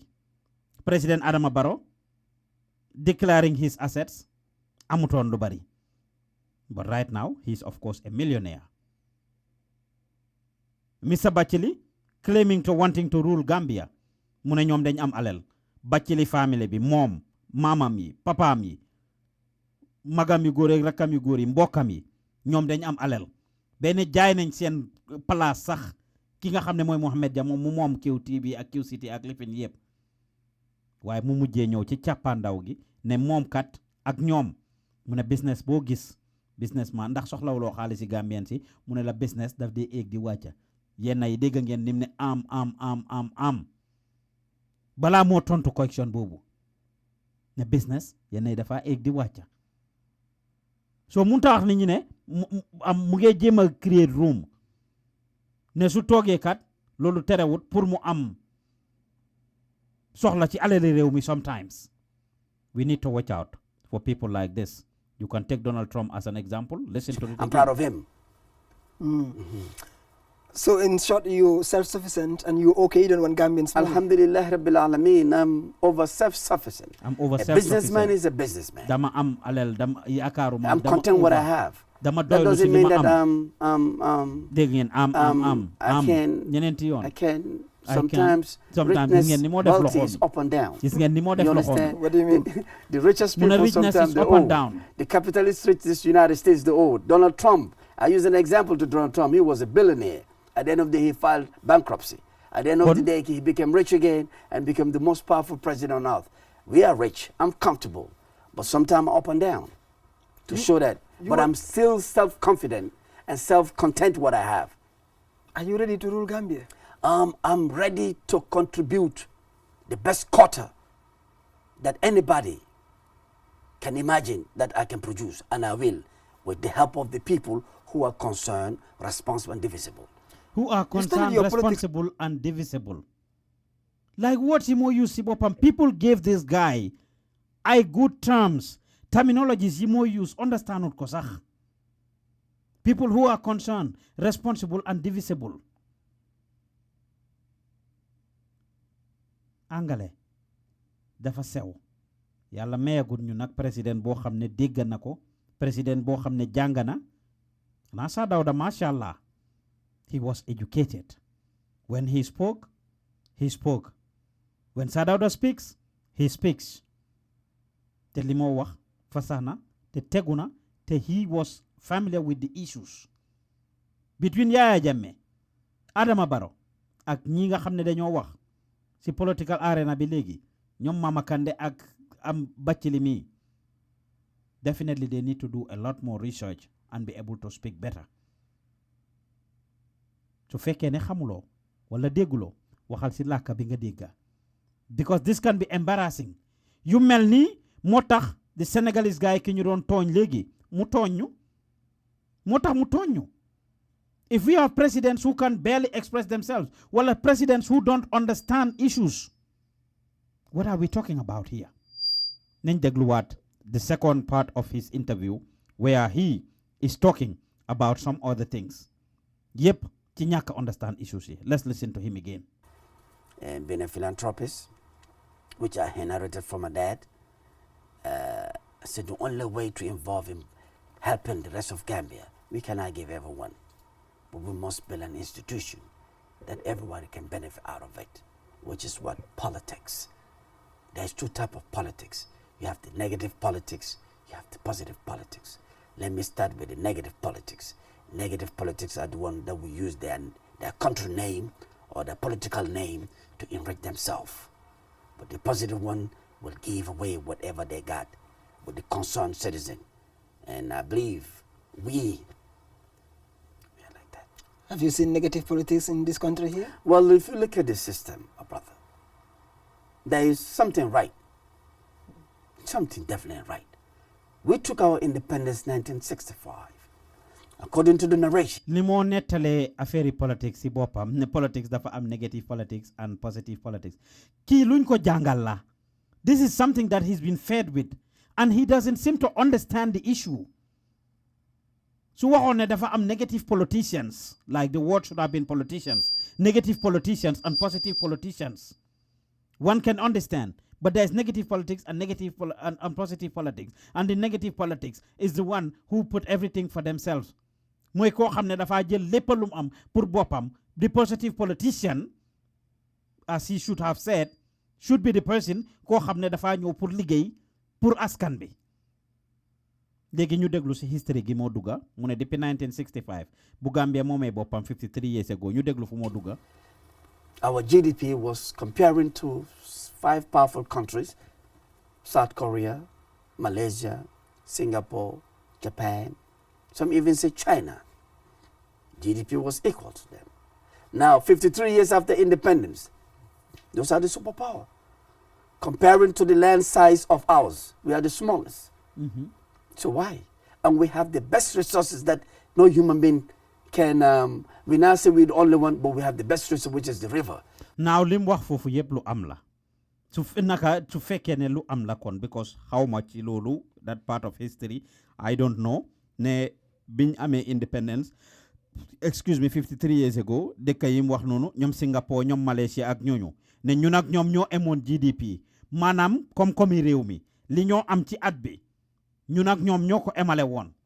Waaye soo seetee, ñun ñoo gën a ndaw ñooñu ci size ci lim wax noonu. Soo ko seetee te ñun ñoo leen ëppale resources. Léegi jamono ji ñooñu ñooy di world superpowers, ñoo gën a am doole si àdduna bi. Léegi ana ñun ngeen déglu ko mu dugg si River Gambia and you see him break down the issue of the River Gambia. Mu óor leen ne kii understand the issue. He's been fed and he doesn't grasp it yet. ñu déglu ko. Why won't you use that river and develop this beautiful country? But like I told you, if you're not concerned and if you're not responsible, if you're not indivisible. Dégg ngeen, with confidence, if you are not concerned, if you are not responsible, if you are not indivisible. Indivisible mooy kuy xaajale. So sorry for our country. And you don't love the country at heart. Bring 700 trillion American dollars on the table. We ain't going nowhere. But minus zero account, with hard work, unity, and sincerity, we put the sovereignty and the interests of Gambia at heart. With the small resources that we have, it will take time. But I'm not saying we'll make Gambia 100%, but let's 75% to 80%, which everybody will be happy. You talk about the River Gambia. We all know they said the Gambia's, exported crops or resources is groundnut, and you want to say no. You said River Gambia. What can you get for us from the River Gambia if you voted in office? The River Gambia can bring a lot of benefit around, not only for Gambia, but around to the globe. River Gambia, we have 632 different type of fish. River Gambia, we can use irrigation canal. We have 3 months rainy season. The 9 months, we use the river and do multicultural crops, the rice field, the maize, the vegetables, anything you imagine, the river can do it. So why are we going to beg and import things that are chemical to us? You understand? The river is vital. This is the vital resource we have, but it has not ever been exploited by the former government, to my understanding. But the present government, they're abusing it through the Chinese contract they bring it. Gambians are competent. We have competent Gambians. We have intelligent Gambians. We have hardworking Gambians. Why won't you empower the entrepreneurs, like the businessman, the owner of QCT, Mr. Ja? He can use his resources by tapping the River Gambia and exploit it to the maximum. No, but maybe that's not his area of interest. Well, that's not the interest. The river belongs to us. Yeah, it's ours. The blank river to us. Even if it's not interested, but he can exploit it too. He's a businessman. I'm saying we should empower our entrepreneurs, being the young or the old. Give them resources. They can tap this river. And wallahi, people are here who got the skills and the power to do it, but the resources not there. So when we empower, we will create the resources for them and empower our indigenous businessmen and women to make sure the river is tapped, and we use the river alone to generate incomes that will benefit from Khartoum to Wulibana. So you think it's it's a source that we can exploit, and then we will definitely don't need to export many things that are coming in or import many things that are coming into the country. My brother, it's not a think. It's certainly certain with determination. We don't need to import. We will grow what we eat and eat what we grow through the river. It has everything. And the one thing about the river, it has a sutura. So if we want us to have sutura on Gambia, let's use our river. You talk about the Chinese factory, Grow what we eat and eat what we grow. The Yaya Jammeh terminology. This was Yaya Jammeh's slogan. It's a good one. But you can tell he barely understands the things he's talking about. Nyunko feed with information. It takes time to understand all of these things. Nyora good. Put one of them into the media, or he needs to do a little more research. While the deaf understand the things he's talking about before he starts talking about them. Munge use points. There is no dekabo hamne dinamuna doh. Te amun ben internal or external stuff. China mi nyu chote as world superpower. They are still importing a lot of things. Yes, they are. So momune, we don't need to import anything. That's false. Ndax war nañoo mëna wañi li ñoo import ñu jéma sét lan lañoo mëna produce ci suñ biir dëkka. We produce and we export. Yes. Why ni duñ pour import anything. Géej gi rek mënul ñoo defal yépp, Mr. Batchilly, xawma koy nax. Now let's listen to this part, and we'll have one more part to analyze with Mr. Batchilly, and we move on. Let's take a pause for a moment. Gambia Action Party. I understand the idea came from Adama Barrow, who's trying to push you guys to form a party so that a coalition can come when he forms a party. How true is this? Adama Barrow, before he became a president, due respect to him, I don't know what he has that I never have. So who is Adama Barrow? Due respect to him. Right now he's a president. I have the highest maximum respect through Allah and Prophet Muhammad teachings. You must respect your leader. But Adama Barrow cannot, he will never sponsor this party. He doesn't have the means to sponsor this party. You know why? Okay. No. He's the president. The funds they have it doesn't belong to him. It belongs to the state. I have my own funds. Okay. Through my business, through family business, through good friends. Now let's see. Why he going to fund me? He has his own money. He has his own funds through his friends, through family business and otherwise. Deglu len li mo wax next. mu ne am na xaalis Adama Barrow munut koo sponsor moom Adama Barrow munut koo jox dara Adama Barrow amutoon dara balaa moo nekk président moom lu mu amut nañ déglu li ma wax using the state money. He can afford me. You see, like I told you again yesterday, the press conference, day before yesterday, psychological warfare, which is the media. They create stories trying to distinguish or extinguish this light. I'm sorry to cut you, but when you first registered with the IEC, you came out to face the press and said, let's help the president develop his national development plan. No political party leader have never said that. You just came from the IEC, first registered, you didn't tell us your plans. You just come and said, let's help the president develop his national development plan. So people might have thought, wow, is the president behind this? And that's why they have every right to say so. They have every right to talk. Even the air that we breathe in have the right to breathe. But they don't understand the lingo that I said, the wisdom. Like I told you, I'm educated both Islamically and the Western. You are educated Islamically and Western. Nga nekk fii di gaañ angale bi di ko barama di ko ñaas di ko rodda di ko dog di ko mutilate anyhow left and right. You are educated both Islamically and Western. Kan nga nax Mr. Batchilly foo jàngee show us your degrees. Show us where you are educated. Mooy li ma leen na wax démba ci ak fan yi ci affaire deportation bi. Gambia, we need to watch out. Suñ nguur yi nañ bàyyi di nax askan bi nañ bàyyi di nax citizens yi. Yow da nga jànga but yet yaa ngi toog fii understand loo issues yi nga wax sax one. Number two, angale bi nga làkka you don't understand the words you are saying. You are not understanding the words you are using and you are not understanding the English naka the issues that you are talking about. Yet yow da nga jànga kan nga nax Mr. Batchilly gis nga Gambia nañ leen bàyyi foyantu. But the best education is wisdom. If they listen to me proper, I say we will work with any political party in Gambia, including the incumbent. You understand? If they put Gambia at heart, the president has national development plan. Working with him doesn't mean I will support. We will look at his plan. Some of the plans, if it's in the interest of the nation, we help him. If it's not the interest of the nation, we rebel against it. Simple. But you know, people criticism, they will use words against you. So if they think that's the way they think, President Adama Barrow doesn't support this party. He has no money to support this party. I don't care how rich he is, he cannot support this party. This party is a self-financial party. I don't know tomorrow. Some people might give us donuts. I don't care how rich you are, how powerful you are. In politics, you need help. You understand? Prophet Muhammad sallallahu alaihi wasallam, the greatest man on earth, when he was given the dawah for Islam, Khadija, his wife, is worth it, all scholars said, over $400 billion. She invested in him. That's politics.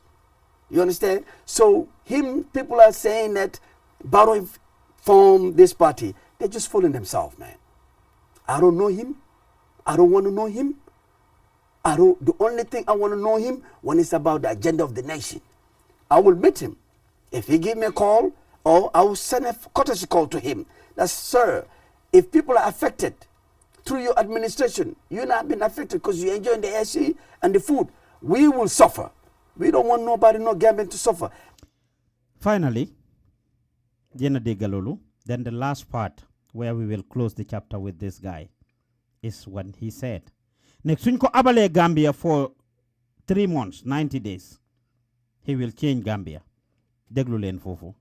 A lot of resources here. Why won't you tap our own resources? Stop begging ball. Begging ball syndrome. Focus nyan kat. I'm not confident in himself or his greed. You just told us that in politics you need money, you need donation, you need help. Then yet, ngene focus nyan kat amut confidence ibopam. Really? For sure. There's no really. I speak from the heart. I'm fearless. I don't sugarcoat. Whatever I say, I mean it. I'm telling you the truth. That's why sometimes I don't want the interview. They might think that you want publicity.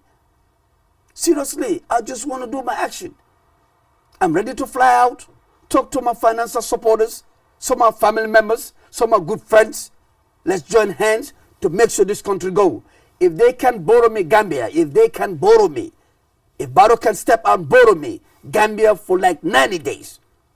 3 months. Wallahi, 90 days.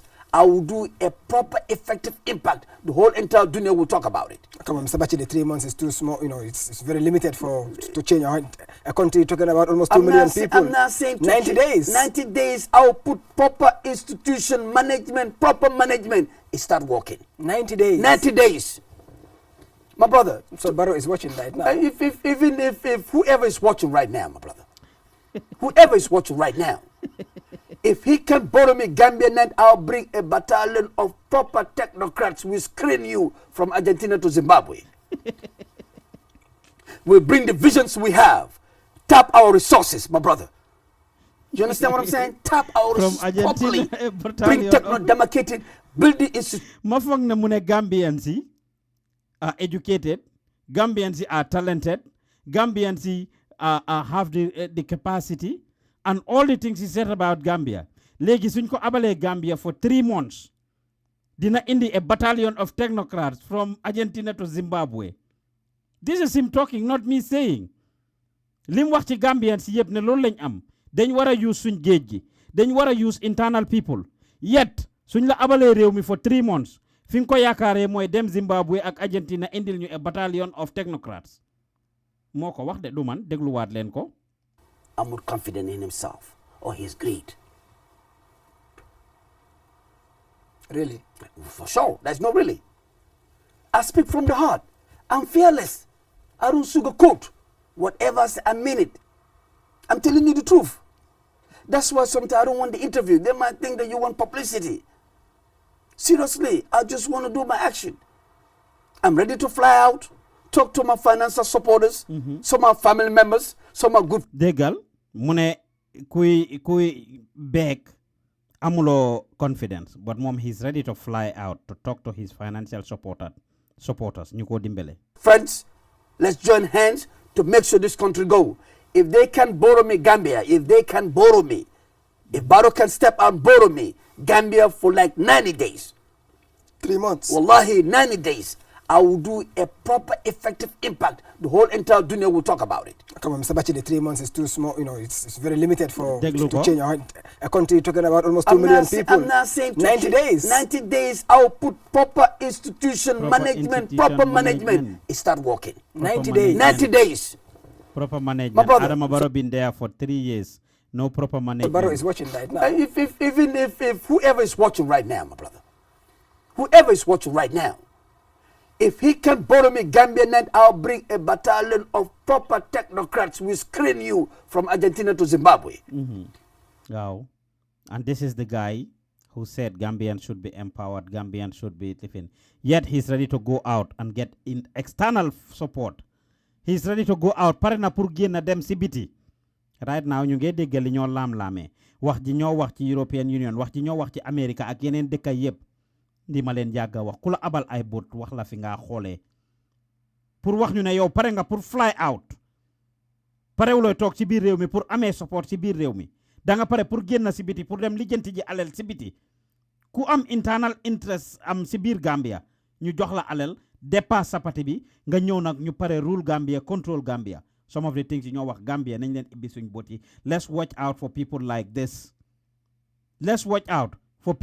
this lim wax su ngeen seetaanee interview bi ci commencement bi ba ci càppaandaw gi di ngeen dégg ni moo contradicté boppam ci yu bari ñetti weer dina wecci réew mi yet you can sit there ngeen gom Mr. Batchilly li moo wax suñ politicians yi bàyyi leen di ñu nax wax nañ leen ko wax nañ ko nguur gi président Adama Barrow ak nguuram gi wax nañ leen ko Mr. Batchilly yow tamit yaag say ñooñ dinañ la wax nga bàyyi Gambian si nga nax bàyyil Gambian si nga nax 90 days loo ci mun a def ba nga ne da ngaa indi technocrats he doesn't have a clue what he's talking about mu ngi contradict boppam su ne dañ war a empower Gambians yi jox leen di opportunity pour ñu rule dëkk bi pour ñu def nangam ak nangam di next minute nga ñëw ne Gambians yi ne da ngaa dem si biti fly dem ci biti pour dem uti foofu noonu ñi la am jàppale ñi la jox donation ñi la sponsor the next minute nga ñëwaat ñu ne tamit ne da ngaa dem indi ay technocrats te yet ngene Gambians yi dañ jànga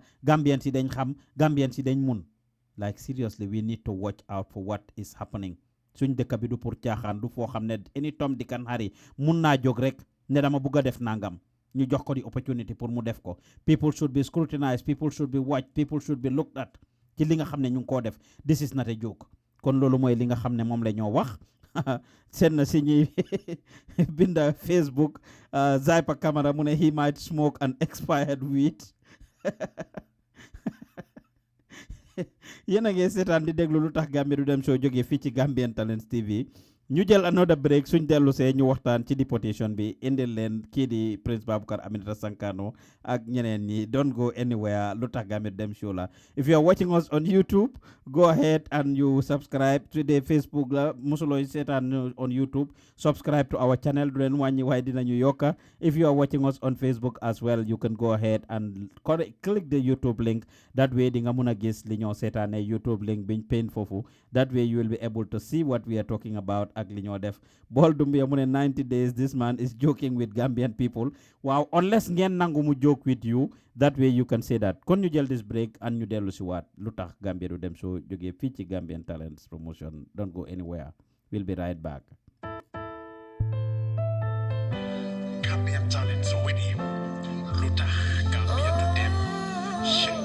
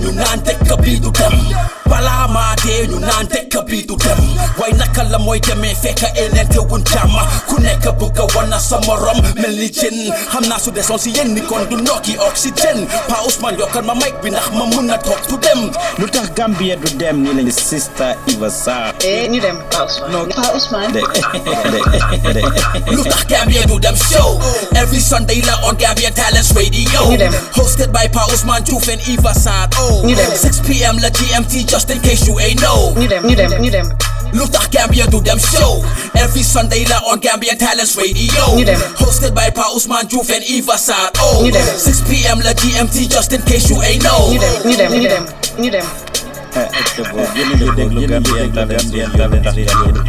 pare ñaanal Pa Ousmane lañ bokk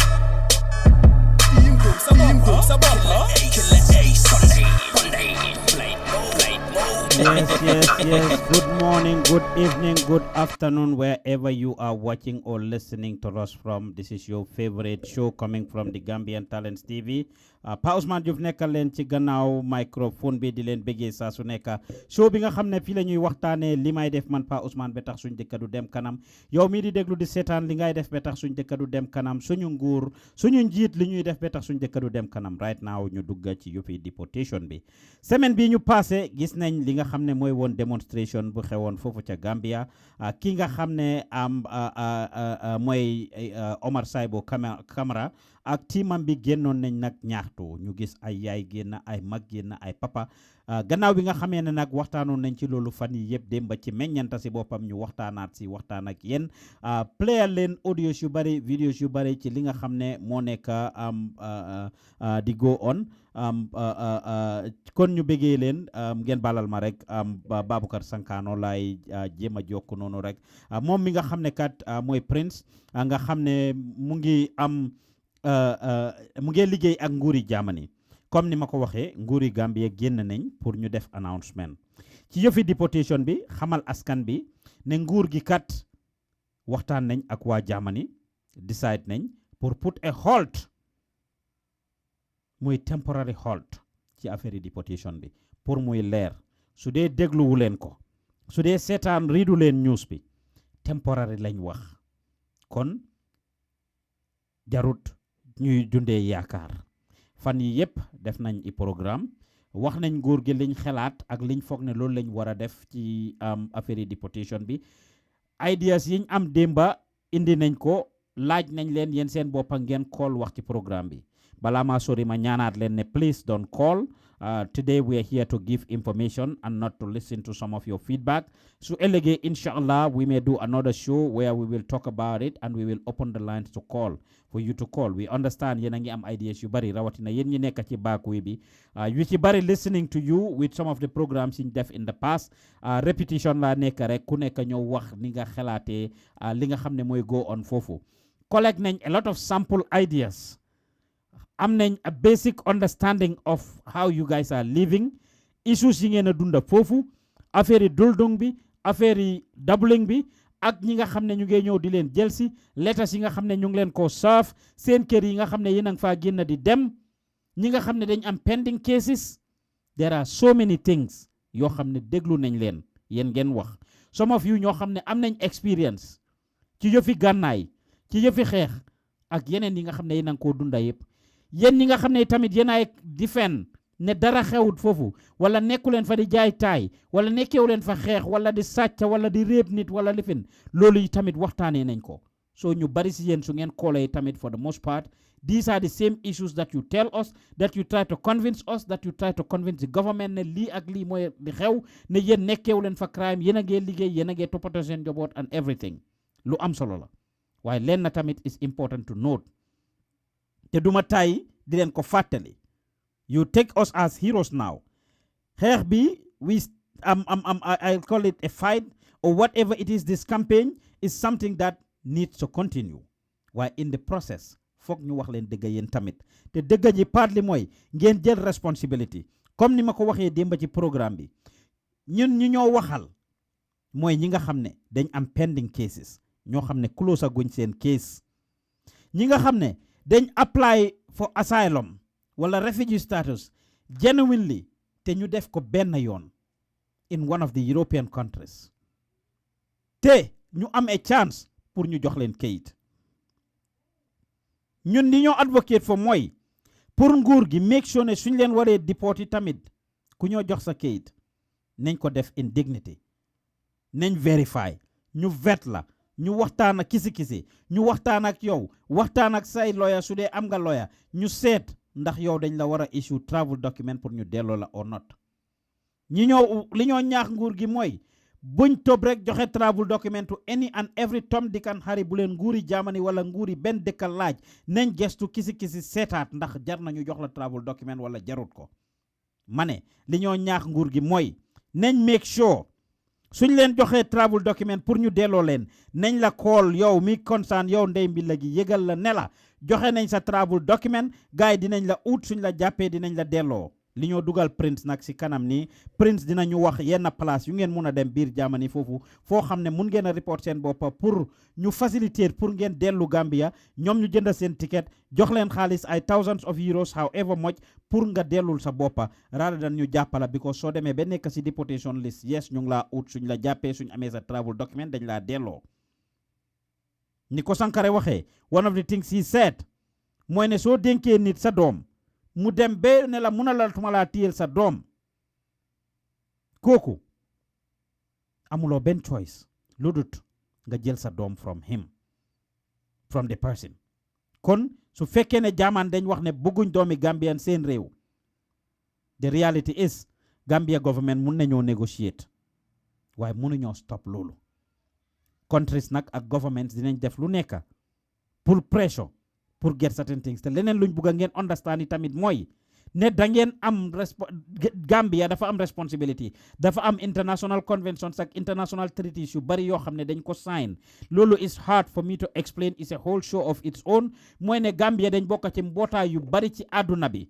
te mbootaay yooyu ñu bokk ci pour ñu qualify pour bokk fa dafa am ay règlement ak ay sarta yoo xam ne foog ñu sign ko foog ñu signé ko foog ñu wax ne waaw d'accord nañ ci foog ñu am nangutoo goo xam ne Gambia dina ko def ak yeneen dëkk yi bokk ci mbootaay yooyu te su boobaa pour ñu mun a am bénéfice yooyu pour ñu mun a am benefits yooyu noonu in those institutions foog mu am loi yoo xam ne dañ koo respect so ma waxaat leen ne leen pour individual interest in nit wala yéen 2500 Gambians yi ñu wax ne dañ leen a deport 50 yiñ jot a delloo ji 15 ci December 15 ci January 20 ci February yéen ak yeneen 2450 yi des interest yi 2 million Gambians yi moo ëpp yéen seen interest and that is also just a fact.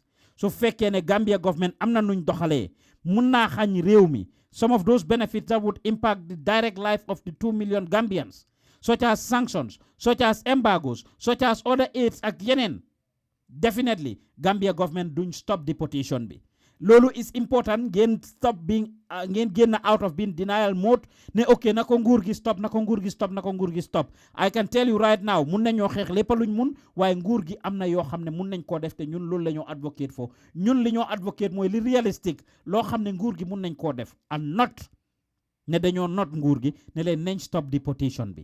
They can temporarily put a halt on it comme niñ ko def mun nañoo negotiate ay packages ak certain things yoo xam ne dina xew. I understand and noonu ñu bari si yéen di ngeen toog reference to Ghana reference to yeneen dëkka ndax Gambia rek a fi nekka each dëkka seen situation dafa utee ak beneen dëkka each dëkka seen situation dafa utee ak beneen dëkka situation yi Gambia nag ndax nguur gi mun nañoo delay process bi yes ndax mun nañoo laajte yeneen help on your behalf yes ndax mun nañoo negotiate ak German to say ndax German dinañ mun a jox Gambia a temporary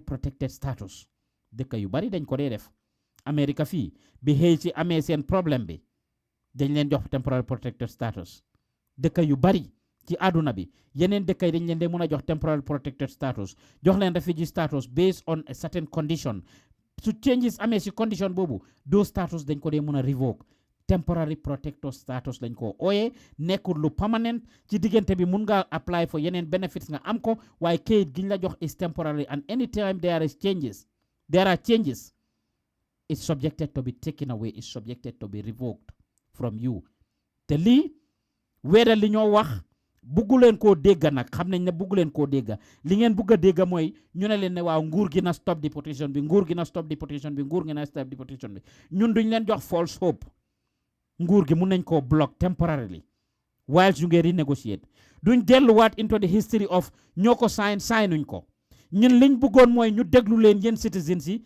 da ngeen am doole da ngeen am baat te wax ngeen seen kàddu ñun jàppale nañ leen si ak ñeneen ñi si involve yépp yàlla def na ba am ngeen ndam temporarily stop nañ ko ci liñ wax we are watching now ndax nguur gi mun nañoo negotiate a different deal ndax mun nañoo dem behind the scene ndax yofi nguur la ni ko saay boo waxee gars yi mun nañoo dem behind the scenes ñu decide ne ok léegi duñ def mass deportation di yóbbu ay 15 20 30 ñu ko yëg duñ jël private jet di ko indi muy dem Banjul waaye mun nañoo jël ñaar ñetti nit plug leen into the commercial flights. Nguur gi can be very manipulative. Nguur politicians can be very manipulative. That might be the route that they go. ñu ngee déggal loolu ci Italy ak yeneen dëkk yi si America léegi depuis biñ indee 45 ni ñooyu noonu ñu wax ko ba tey ji deportation mu ngee xew from America deportation ba tey mu ngee xew from America waaye wax ji jëmut kaw because defuñ ko mass deportation jël a charter flight negotiate nañoo nguuri America ñuy jël benn nit di leen dugal si commercial flight si di leen indi.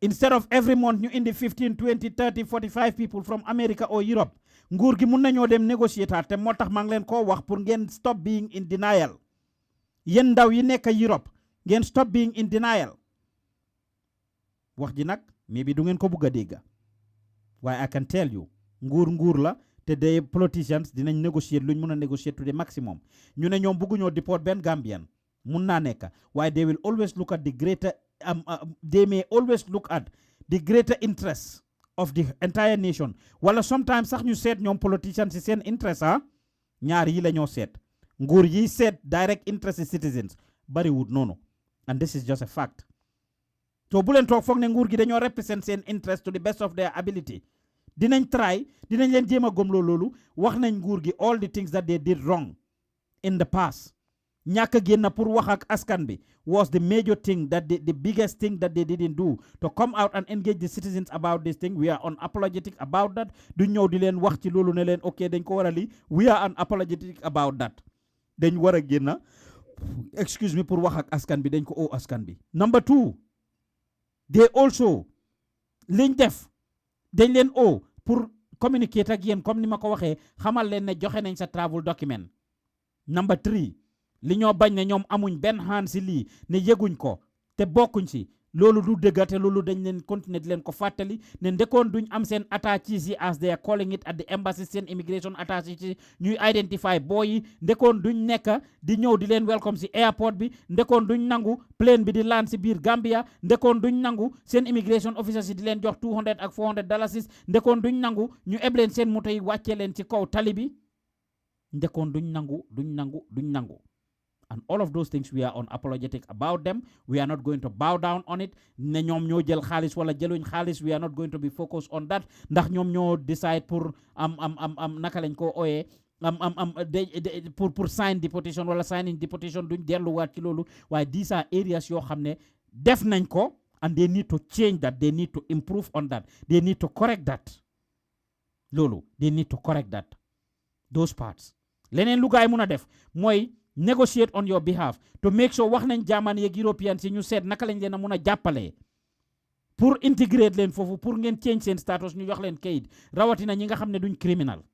ma ne mun nañoo wax ak German si suñ nanguwul loolu ne leen ñi fa jot a nekk jàngal leen gaay métier suy benn at ñaari at ñetti at ngeen delloo si leen. mun nañoo négocier fooda ne leen su fekkee ne da ngeen dena lii ndax mun ngeen a ibbil gaay institutions foofu si Germany wala boog better skills ngeen ibbil ñu training skill centers fii ci Gambia nga xam ne dinañ ko mun a utilize pour jàngal ndaw yi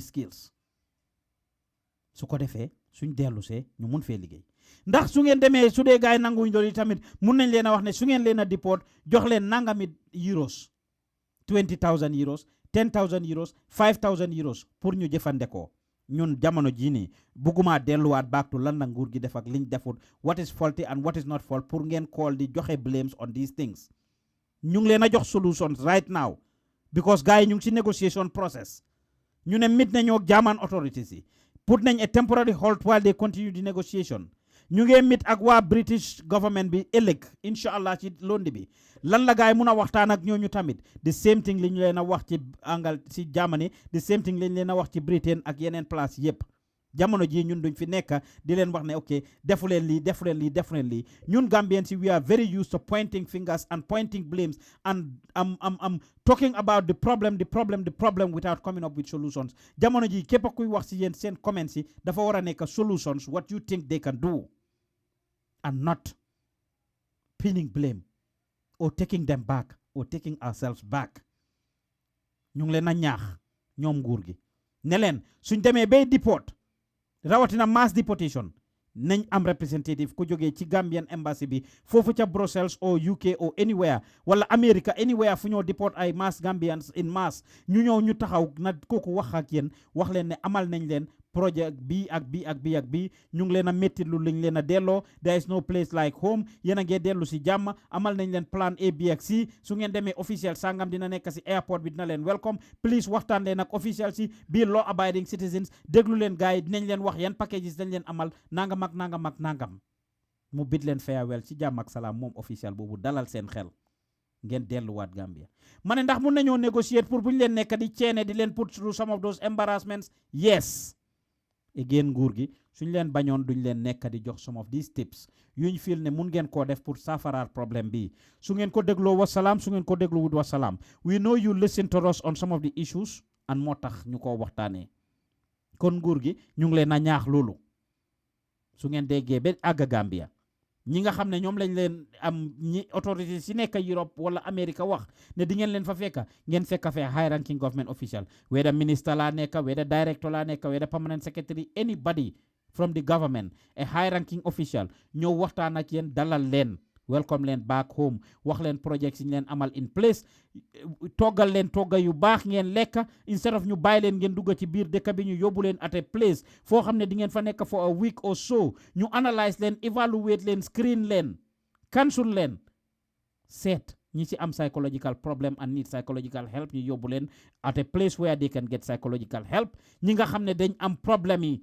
am physical health ñu yóbbu leen foofu ñu am physical help ñu soxla therapy ñu jox leen therapy ñu soxla counseling ñu counsel leen and they identify what is going on su ko defee leneen luñ nguur gi mun a def mooy jàppale leen ci seeni kayit by helping you providing you with proper documentation of course ndax ñu bari ci yéen amuleen ID card amuleen passport amuleen anything travel document bi ñu leen a jox temporary travel document la su ngeen àggee travel document la su ngeen àggee ci airport bi dañ koo nangu because it's temporary kon nguur gi should be able to do that pour facilitate ni ngeen amaatee ID card ak voters card at least ku si bugg a tukki soo soxlaa passport nga dem lijjantil ko sa bopp buñ am si loolu ñu jox leen xaalis boo xam ne lijjanti nañ ko from the governments wala Europe pour ñu jox leen kuñ jël 10,000 on your behalf buñ ci use dara for their own personal selfish gains buñ ci use dara for administrative cost buñ ci use dara pour tukki ak padiems nañ leen ko jox yow mi nga xam ne yaa ko elloo sa on behalf lañ ko laajte su gaay di make these negotiations let them ask for money pour ñoom seen administrative cost yi seen tukki yeeg seen dépense yi ñu war a make and not to be taken out of the money that they get on your behalf suy 10,000 la 20,000 la 5,000 la 3,000 2,000 however much it is they should be able to give it back to you man lii laa wax muy ideas ak solutions yoo xam ne moom lañ foog ne nguur gi su ko defee dina jàppale kon we will continue to talk about these things through the course of the programs ñu jokko kii di Saibo balaa ñoo dugal Sankano ci line bi dinañ jokko kii di Saibo Camara moom mi nga xam ne kat ñoom ñoo lii doon démonstration bi pour mu wax ñu ñoom li nga xam ne dégg nañ ko ci nguur gi ak naka lañ ko gisee ñoom kon ñu jokku Saibo yéen a ngi déglu di seetaan lu tax Gambia du dem soo jógee fii ci Gambian Talents TV Pa Ousmane Diouf nekkal leen ci gannaaw microphone bi ñu ngi leen ay béggee penku xarpu ngopp wala ngalandu like our Facebook page Gambian Talents Promotion and follow us on YouTube Gambian Talents Promotion ñu ngi leen ay béggee fépp fu si waaye nekk ci ñeneenti ko ñu àdduna kon ñu jokku Saibo Camara rek pour waxtaan ak moom képp ku ñuy call rek képp ku ñuy déglu si jamono ji ñu ngi lay béggee si bu baax a baax an mooy loolu. Hello. Kon we have Saibo on the line. Hello Saibo. Hello Mr. Diouf. How are you, sir? I'm fine. How are you? Santa yàlla bu baax. Hope we did not call you at a bad time. Xam nañ ne guddi na foofu ci Gambia so far. No, it's okay. It's alright. It's okay. Okay, you are live on the Gambian Talents TV. Right. ñu ndokkale la njëkk rek for the victory. You and your team have been working very hard for the past months to actually organize demonstration bi nga xam ne organize woon ngeen ko the other day. Right. Demonstration bi happen na jeex na ci jàmm ak salaam. How do you feel? I feel good. I think it's a big achievement following the demonstration, and of course, generally, the purpose of the demonstration is literally been surfacing. First of all, we are happy that we're given a permit. We are happy that we are giving the chance to peacefully exercise our rights as citizens, and then more so after the demonstration, after hundreds of young people coming out to join the genuine cause of speaking against deportation. We have seen the government have finally spoken in a language that we have been demanding for the last 2 months as far as the preparation for the demonstration is concerned. So literally, generally, I feel so glad, I feel happy, and I feel like this is the beginning of the fight of making sure the government listens to citizens anytime they have concerns raised against them. Mm-hmm. So you are satisfied? Why government be speaking? Of course, they said it's a temporary halt. Is that what you want? You said no to I'm not satisfied. You said no, I'm not satisfied. No to deportation. So legi but I'm not satisfied. I'm not even I'm not even closer to satisfactory. We don't even see any. What we are saying is, it's at least a better step to say that one thing we wanted for them to say is to at least consider. Now, what we are saying is we're going further with them. This is not the beginning. We're going further with them. We're not relenting. We're going to make sure that it stops at in totality. For now, what we're going to do is like simple. It is hold. We go into further negotiation with the stakeholders to see how best the whole of this issue can be remedied. We are not satisfied, but for now, at least the demonstration have made them speak and in a language in which we could understand. So generally we will say for now. The fight continues. We have not won, but we are winning because the government has spoken. But this is not the end. We are continuing. We are fighting up to the last dot. We are fighting up to the last day. We are fighting up to the day we will see finally the agreement has been and the government of the Gambia and the German government has signed that deportation will be stopped between these two countries as far as I'm concerned. Well, I have seen correspondent Saibo.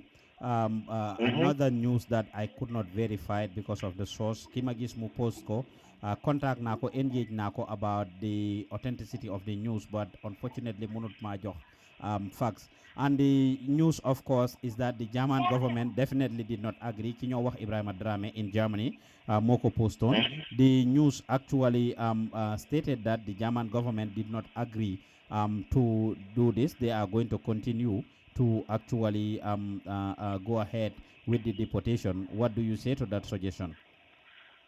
Well, I think this is government problem, and then like for me, I don't trust government. I keep saying this. The government said they have hold an argument, and I think the German government have seen that press release. If it is not true, the German government could react. But also it could be that they are just doing a propaganda. They are just trying to sell us up. That's why I said the fight continues. That's why I said the fight continues, because if they are press release telling us that they have held into deportation and then they will go into further negotiations with the German government, and we come to realize that it's false. So if we relax or we accept or we celebrate that the government have listened to us, that's why I said the fight continues. We engage in them, and right now we're going to be working on a stakeholders conference as far as deportation is concerned, where the government, the deportees that are right now in the Gambia, and all other stakeholders that can be around the Gambia. Yeah, we are going to organize a conference where we're going to. I'm showing some of that, and let me just read some of the things on that release. People are watching it, and it's from Gambiana.com. I can send you the link later.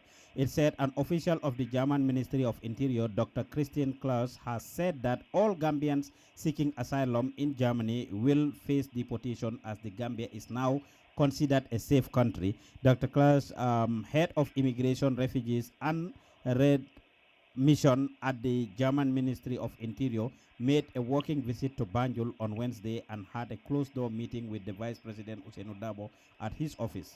That, of course, corroborates what the government said, but it went further to say he told journalists after the meeting that the two governments discussed at length the migration issue, including the mass deportation of Gambians from Germany, adding that the visit was a fact-finding mission to better understand the Gambian domestic debate on migration.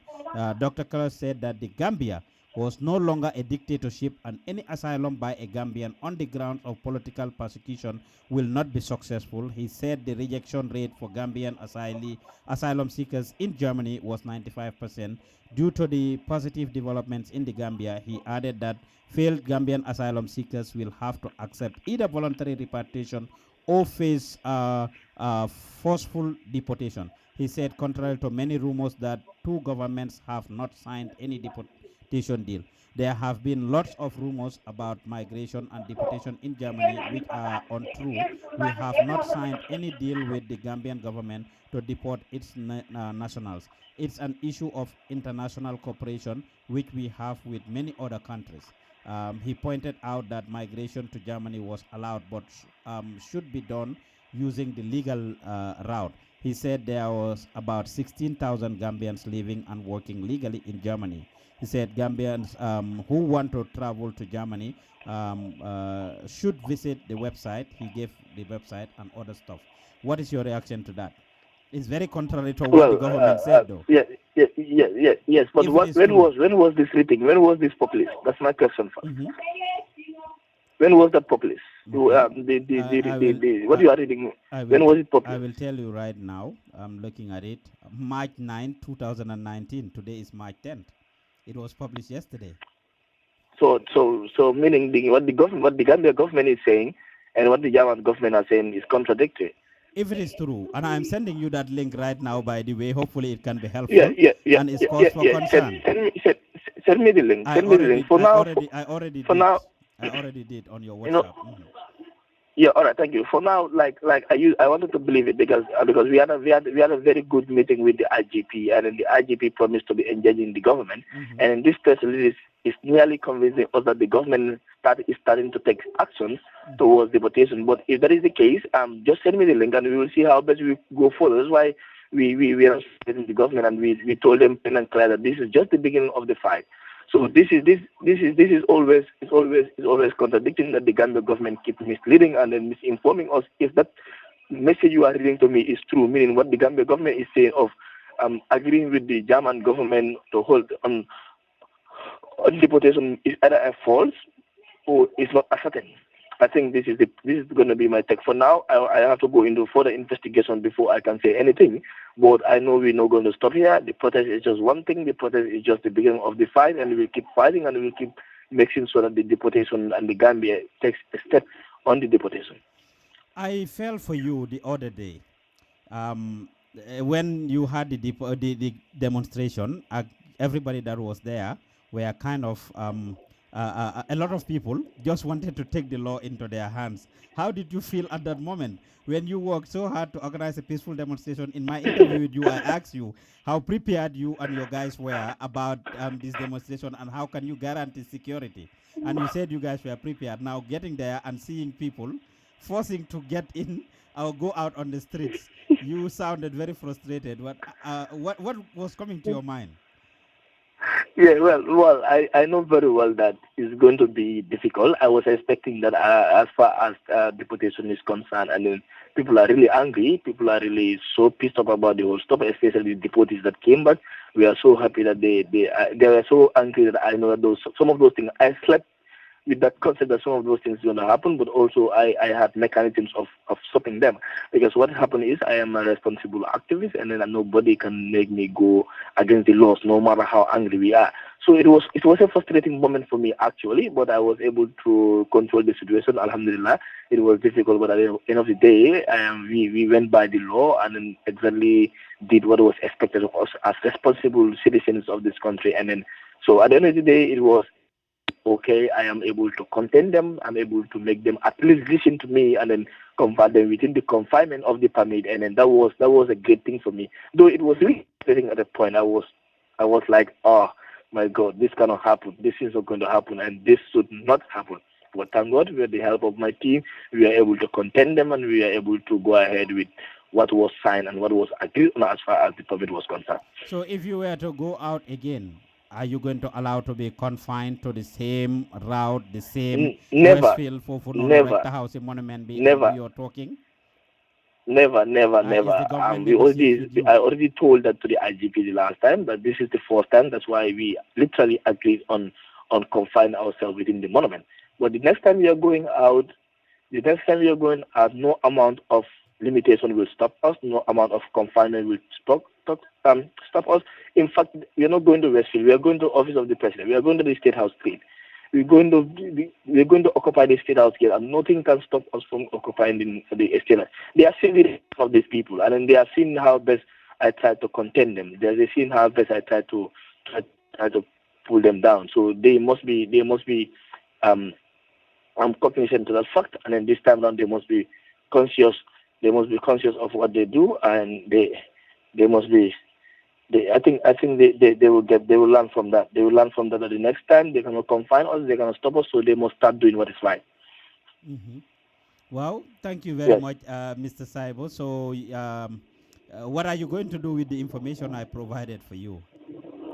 Yes, I need that information right now. I am going to make my own investigations quickly. Mm-hmm. I'm going to make some quick investigation and connections and see exactly what is happening. And then let's see how best the Gambia government is still capable of lying to us despite the fact of all what we did, and they're still lying to us. So So let's see what happens actually. Let's see how best we can go ahead with the investigations. I'm going to use the link to have those investigations done, and then from there we'll pick it up. Thank you very much, Mr. Saibo. The young people of Germany and other parts of Europe are watching you, and there's no doubt that you are a hero in their eye. What message do you have for them?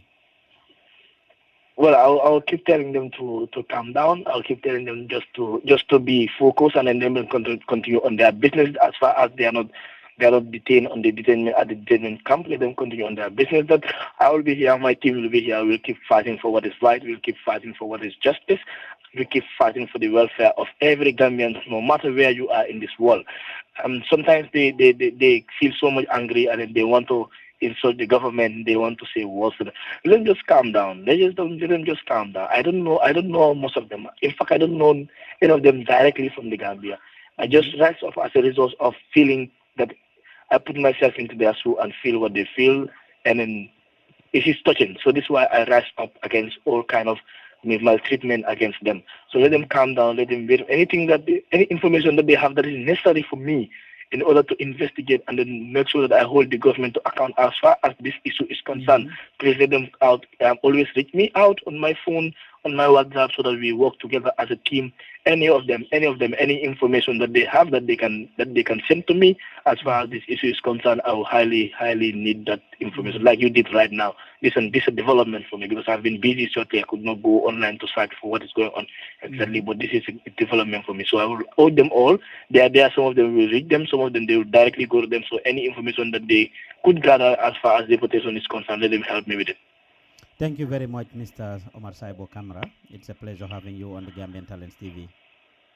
All right, it's a pleasure too. Thank you. Kooku mooy Omar Saibo Camara moom mi nga xam ne kat ñoom ñoo organise woon ñaxtu boobu xewoon foofu ca Gambia kerak ci àllarba bu passé nii information bi ma read noonu nag is something loo xam ne verify guñ ko ñu ngi def suñ kéemtalaay kàttan ndiki suba ak gannaaw suba dinañ jéem a jokkuwaat nguur gi ne leen lii ngeen wax kat ne deportation bi stop ngeen ko temporarily waaye jot nañ beneen xibaar boo xam ne dañ wax ne stopuñ ko German authorities yi liñ wax according to xibaar boobu ma riit ak li nga xam ne moom la nguuri Gambia wax again dafa utee ni guddee bëccëg su fekkee ne German si ñoo wax loolu kon am na ku nekk di wax dëgga wedda nguuri Gambia ñoo waxut dëgga wedda nguuri Germany ñoo waxut dëgga and we are going to verify that lii ñun we take it as our baby comme ni ma leen ko waxee man suma boppa am a victim of deportation nekk naa in American custody for 3 months 10 days from May 10 2008 ba September of 2008 kon lii loo xam ne la is very important pour ñu bàyyi ko xel pour ngeen bàyyi ko xel is very important pour ñu xam loolu and we are going to do everything we can to actually engage the government and authorities yéen ñiy déglu nag di seetaan duñ ko stop di leen fàttali ne da ngeen am responsibility su leen neexee nag ngeen continuer ñàkka yar gi ak ñàkka teggin gi some of you of course comme niñ leen ko yàgga waxee that you cannot force anything you cannot force your way out respect dafa am solo bu baax a baax rawatina su ngeen soxlaa dara gis ngeen ñoom Saibo liñ def on your behalf gis ngeen ñun ni ñoo def on your behalf te suma sañoon ngeen jàngee si gis ngeen ñoom Saibo liñ def génnuñ forcé wuñ am nañ seen bugga ne Banjul lañ bugga démonstrer nguur gi ne leen du ngeen ko mën a defee Banjul ñu négocier ne Westfield ñu ne dañoo amee match pass from the traffic police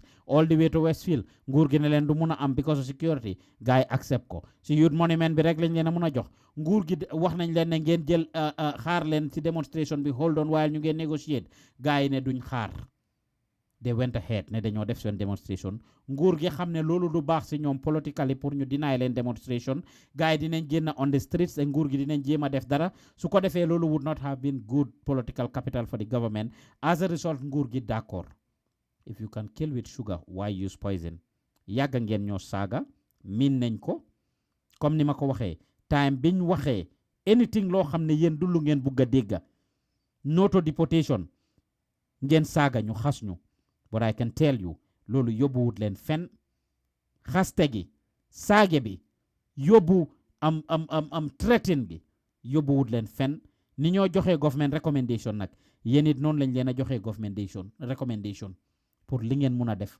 stay out of trouble be law abiding citizens liggéey leen ngeen ñax xam li ngeen daj ci yoon bi xam ne seen famille yi dañ leen yaakaar te dañ leen yónni pour ngeen dem Europe pour jàppale leen not to be engaged in crimes not to be engaged in drugs not to be engaged in robbery theft not to be engaged in rape not to be engaged in selling alcohol or drinking alcohol wala di fodi tambambalu ci mbedd mi liggéey moo leen yóbbu foofu daan seen doole moo leen yóbbu foofu lu leen yóbbu kanam moo leen fa yóbbu and I can tell you if any of you who involved in those criminal activities yaa ngeen nax sa boppa because at the end of the day nguur gi ñun suñ boppa dañoo encourage gars yi pour ñu seet nuñ facilité sa deportation because su boobaa yow yaa ngee not only yàqa sa der not only sa deri family but deri réew mi ci boppam te kenn warta kondoon kenn ku yàqa deri réew mi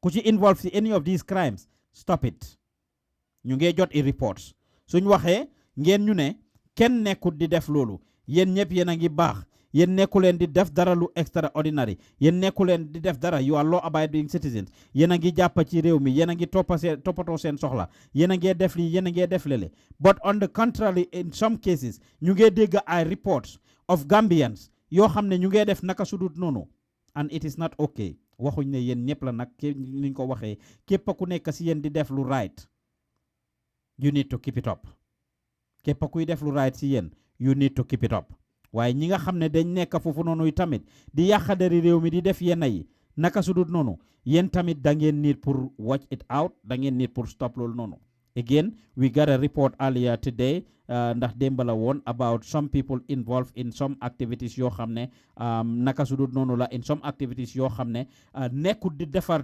deri réew mi nekkul di defar deri réew mi te loolu dafa am solo pour ñu bàyyi ko xel bu baax a baax a baax démba jot nañ a report like I said about some Gambians doing something please wax naa leen ne ngeen bàyyi call bi I'm not accepting calls right now li ñoo wax dafa xaw a sakkante pour ñu wax ko dafa am solo it's very important pour ñu bàyyi xel li nga xam ne moom la ñoo wax pour ñu bàyyi xel please stop calling comme ni ma ko waxee maa nekk di reject seen calls yooyu noonu yéen ñiy call waxoon naa ko ci beginning bi that we are not going to accept your calls please I will pick up your call pour nga dégg please maa ngi laa ñaan tegal call bi because mënumaa wax ak yow nga allow ma jekkali li maa def rek please stop the call because I cannot talk to you ñu ngi jégalu bu baax a baax ci loolu thank you very much comme ni ma ko waxee rek is very important pour ngeen bàyyi xel xam ne this is not a joke lii du yofi caaxaan this has to do with a whole country lépp luñ mun a def nag pour jàppale leen lépp luñ mun a def pour advocate for you guys on your behalf dinañ continuer di ko def waaye is very important pour ngeen xàmmee ràññee xam ne lii du yëfi caaxaan am na report buñ jot démba comme ni ma ko waxee of Gambians who are actually over there in Germany and Italy that are involved in crimes benn newspaper publication of a Gambian who actually got into the train station mu def naka sudut noonu ñu mel noonu dañoo yàq der bi Sankano waxoon na ko nag duñ def dara du dinañ leen jéem a indil Sankano pour ñu wax ak moom and see what he has to say to the Gambian people si li nga xam ne loolu ngeen soxla loo xam ne dina leen mun a jàppale as a people efforts yoo xam ne su ngeen ko méegee dina leen taxa achieve other things ngeen balal ma link boobu laa doon seet moo tax ma xaw a get disrupted this is not something loo xam ne dama ko create again dinaa leen show screen bi yéen ñiy seetaan on YouTube pour ngeen gisal ko seen boppa ngeen xam ne I am not creating anything comme niñ leen dee wane proofs this is something that was published by mu ne press portal DE of course yéen a ngi gis all this information right here and it read BLO police train attendant approach a 20-year-old man was physically attacked on Friday afternoon, which is February 15, 2019, around 12 o'clock. A 20-year-old employee of Deutsche Bahn. According to initial findings, the two initially got into verbal disputes after the traveler presented a mouth ticket to another person at a ticket inspection in a region express between Allendorf and Biberach. I don't know if I'm pronouncing the name of the towns or villages or cities right. Since the train attendant then kept the ticket, the Gambian citizen should have held on to her wrist. Only after a previously unknown passenger stepped in, the man apparently read from her. The 28-year-old, who suffered a scratch on the hand as a result of the incident, subsequently filed a report on the federal police station in Olum. The 20-year-old now has to expect inter alia a criminal case on suspicion of assault. Witnesses who can provide relevant information on the incident, in particular the unknown passenger, are requested to contact the federal police at 49-731-140-870. For further information, please contact Federal Police Inspectorate Stuttgart Press Office, Miriam Kelneka. Telephone number and email address and details am yepangi fofu. Conley is definitely not good news for Gambia. Please stop calling. I am not going to pick up your call. Definitely don't appreciate it because mange record yange dokli ma record. Please stop calling. You the person that is calling. So this is something lo xamne it doesn't tell well for Gambia and for Gambians. Te yen ñi déglu di setan, if you are involved in such crimes, you fi train you fi jaay gaaw and etc.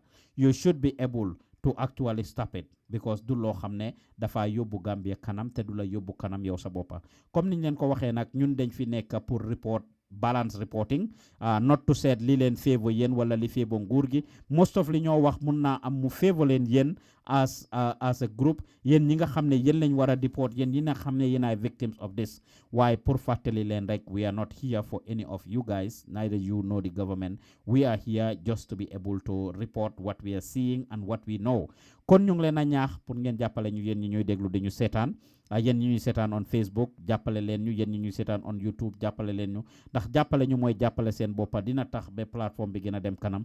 Gis ngeen ne saay bo noonu we called him direct line at the end of the day pour mun a waxtaan ak moom, loolu lu am solo la. Kon ñu ngi leen ay bëggee yéen ñi ñuy toppa. We've been on air for over 2 hours now, 20 minutes. Ma jéema dugal Prince Baboucarr Aminata Sankano rek pour mu xamal ñu some of the tips that he has when it comes to lan ngeen mun a def foofu ngeen nekk pour mun a dem kanam as a people. Kon ñu jokku Prince rek seen ndax dinañ ko jot. Yéen a ngi déglu di seetaan lu tax Gambia du dem show fii ci Gambian Talents TV. We will try to speak to Prince to see yan ideas la leen amal ak tips yoo xam ne su ngeen ko toppee incha allah dina tax ngeen dem kanam.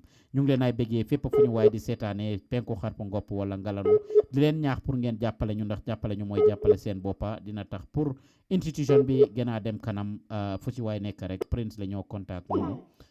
Prince Baboucarr Aminata Sankano is the one we are trying to contact right now to see if he will be able to give us any information about li nga xam ne mooy yëfi place yi nga xam ne mun ngeen a dem foofu. Koloon nañ ko ci gannaaw and we didn't get hold of him. Dinaa ko tryaat one more time to see if we can get Prince. He was definitely expecting our call. Kon ma kolaat Prince rek ci beneen yoon. Jërë ngeen jëf ci seen déglu ak seetaan bu rafet. Lu tax Gambia du dem show la fii ci Gambian Talents TV. Pa Ousmane Diouf nekkal leen ci gannaaw microphone bi. We'll try to call Prince direct line if in case he's not picking up. Dinañ ko jéem a jokku direct line. Fu ci waay nekk ci ñeneenti ko ñu àdduna penku xarpu ngopp wala ngalandu, ñu ngi lay bëggee bu baax a baax a baax. Ngeen baalal ñu rek. Let me take a quick break and try to jokku Prince su ma ko amee. Dinañ dellu si waat. We'll take this quick break and we'll be right back. Yéen a ngi déglu di seetaan lu tax Gambia du dem show fii ci Gambian Talents TV. Gambian Talents Radio. LUTAKH Gambia du dem show.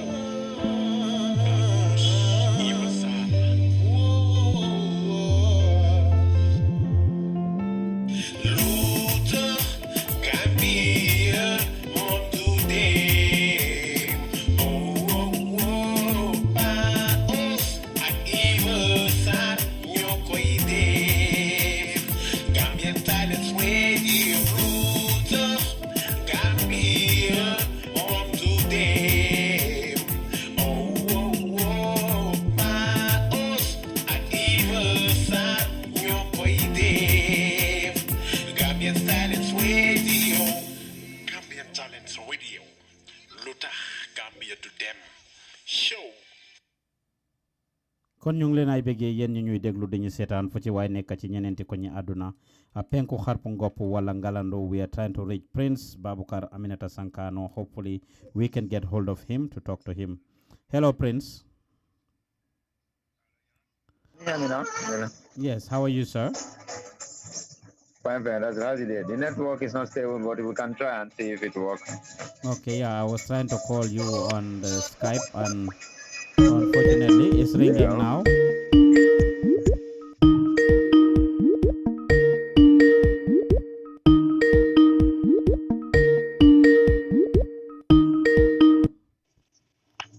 Yes. Yeah, hello. Aduna, wherever you are watching us from, yes, this is Prince Babukar Aminata Sankano, a Gambian based in Germany, working for the Gambia government. Are we able to see you on video, sir? We will love. Hello, yeah, we can see. We will love to see you on video if possible. Is it possible to see you on video? Okay.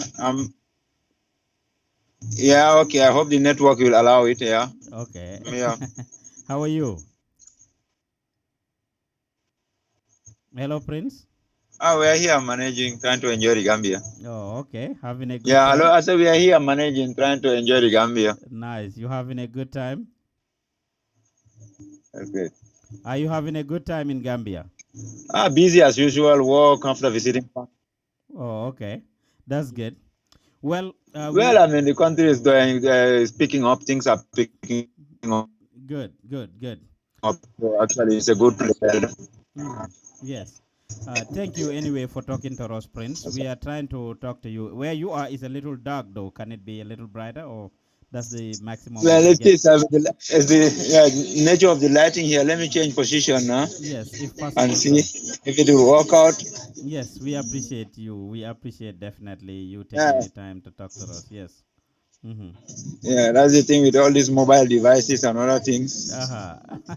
Okay. Anyway, talking about the deportation, a lot has been said or is being said. A lot of efforts have been made. Yes.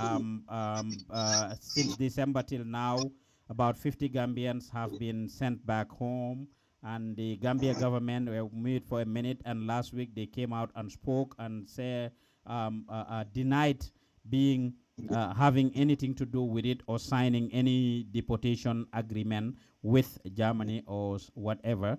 And of course, and that day, yesterday, they also sent out another press release in which they said that they are temporarily stopping the deportation while they continue the negotiation with the German authorities. What's your take on that before we go into the German part? What's your take on the Gambia government stance and what they said? Yeah, basically that's how far the Gambia government can go, because I mean each country has rights over its jurisdiction. Gambia can only decide on what's happening in Gambia. Germany decides on what's happening in its territory unless they have bilateral or multilateral agreements whereby they have interstate, overlapping deals. In this case, that's how far the Gambia government can go. Talk to the Germans that, okay, let there be a moratorium, let's sign a better way. But taking back its citizens, it's an obligation on Gambia, and if Gambia doesn't want to do that one, Gambia will likely going to face sanction, because it means that it's not an international reliable partner. But in this case, diplomacy is there, the government is trying, and they have been delayed due to capacity issues, and that's why a lot of issues has been came in that they signed, they did not sign, there have been credibility issue, and then people do not believe what the government is saying, because there was lack of capacity in negotiating which way forward for Gambian deportees or Gambian returnees. And right now, only when things become too hot, the government actually understood the gravity of the matter and took the right step. It is the step in the right direction, is the beginning of a process which should be ongoing. So you think what they are doing now is something they could have done long time? You keep saying, I listened to your other interviews, and you say you're talking about this lack of capacity thing. What exactly are you referring to when you say they don't have the capacity?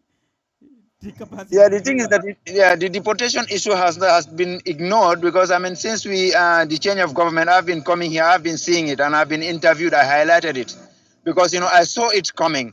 The change of government means many rejected asylum seekers in Europe, will be sent back home.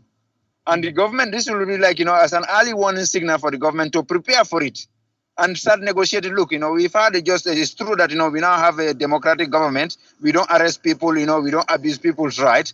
But, things are not in a way that we can accommodate all these young people who are coming angry, unemployed, and other thing without a very worked out, reintegration plan. These are issues that should have been discussed last year. Unfortunately, because of real politics, everyday politics, there have been omission errors, but it is not late. So the lack of capacity is to understand, because, we have to understand what does the German want, what do the European want, and we negotiate with them in a level whereby, it can be beneficial to our nation. So these are some of the things I have been trying to highlight. Okay. So at this minute, Gambia government can only put a temporary halt on this. How soon do you, or how far do you think, or how long do you think that halt can take? Like the moratorium, how long do you think it can take, or it can last? Well, this moratorium is a matter of goodwill. It's not legally binding. It's a matter of goodwill. The Gambian negotiate and tell them, okay, if the partners agree, we do it. But if the law says somebody has to leave Germany, they wrote you a notice to leave Germany, you don't leave. If you are caught, you will be sent back home to your country. It's not only Gambia, it is other countries. All over Syrians are being deported, even though their country is not that stable. Senegalese are being deported, Ghanaians are being deported, Guineans are being deported. So if the law says somebody should not be in Germany, you will leave. Of course, the government can say, okay, your home country, which has an obligation to receive you, can say, okay, please give us some time. Let's work out an alternative means. But if the government refuses to cooperate, it can lead to sanctions, as we've seen in Ghana. It can lead to, breakdown of other commitments that have been made.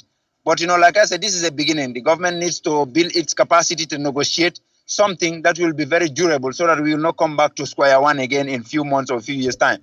But yeah, the young people in Germany, of course, are very passionate about this. Ourselves, we kept being cussed out and being insulted. If you say things like what you are saying, they keep referencing to other countries like Ghana and other places who have refused to take their citizens.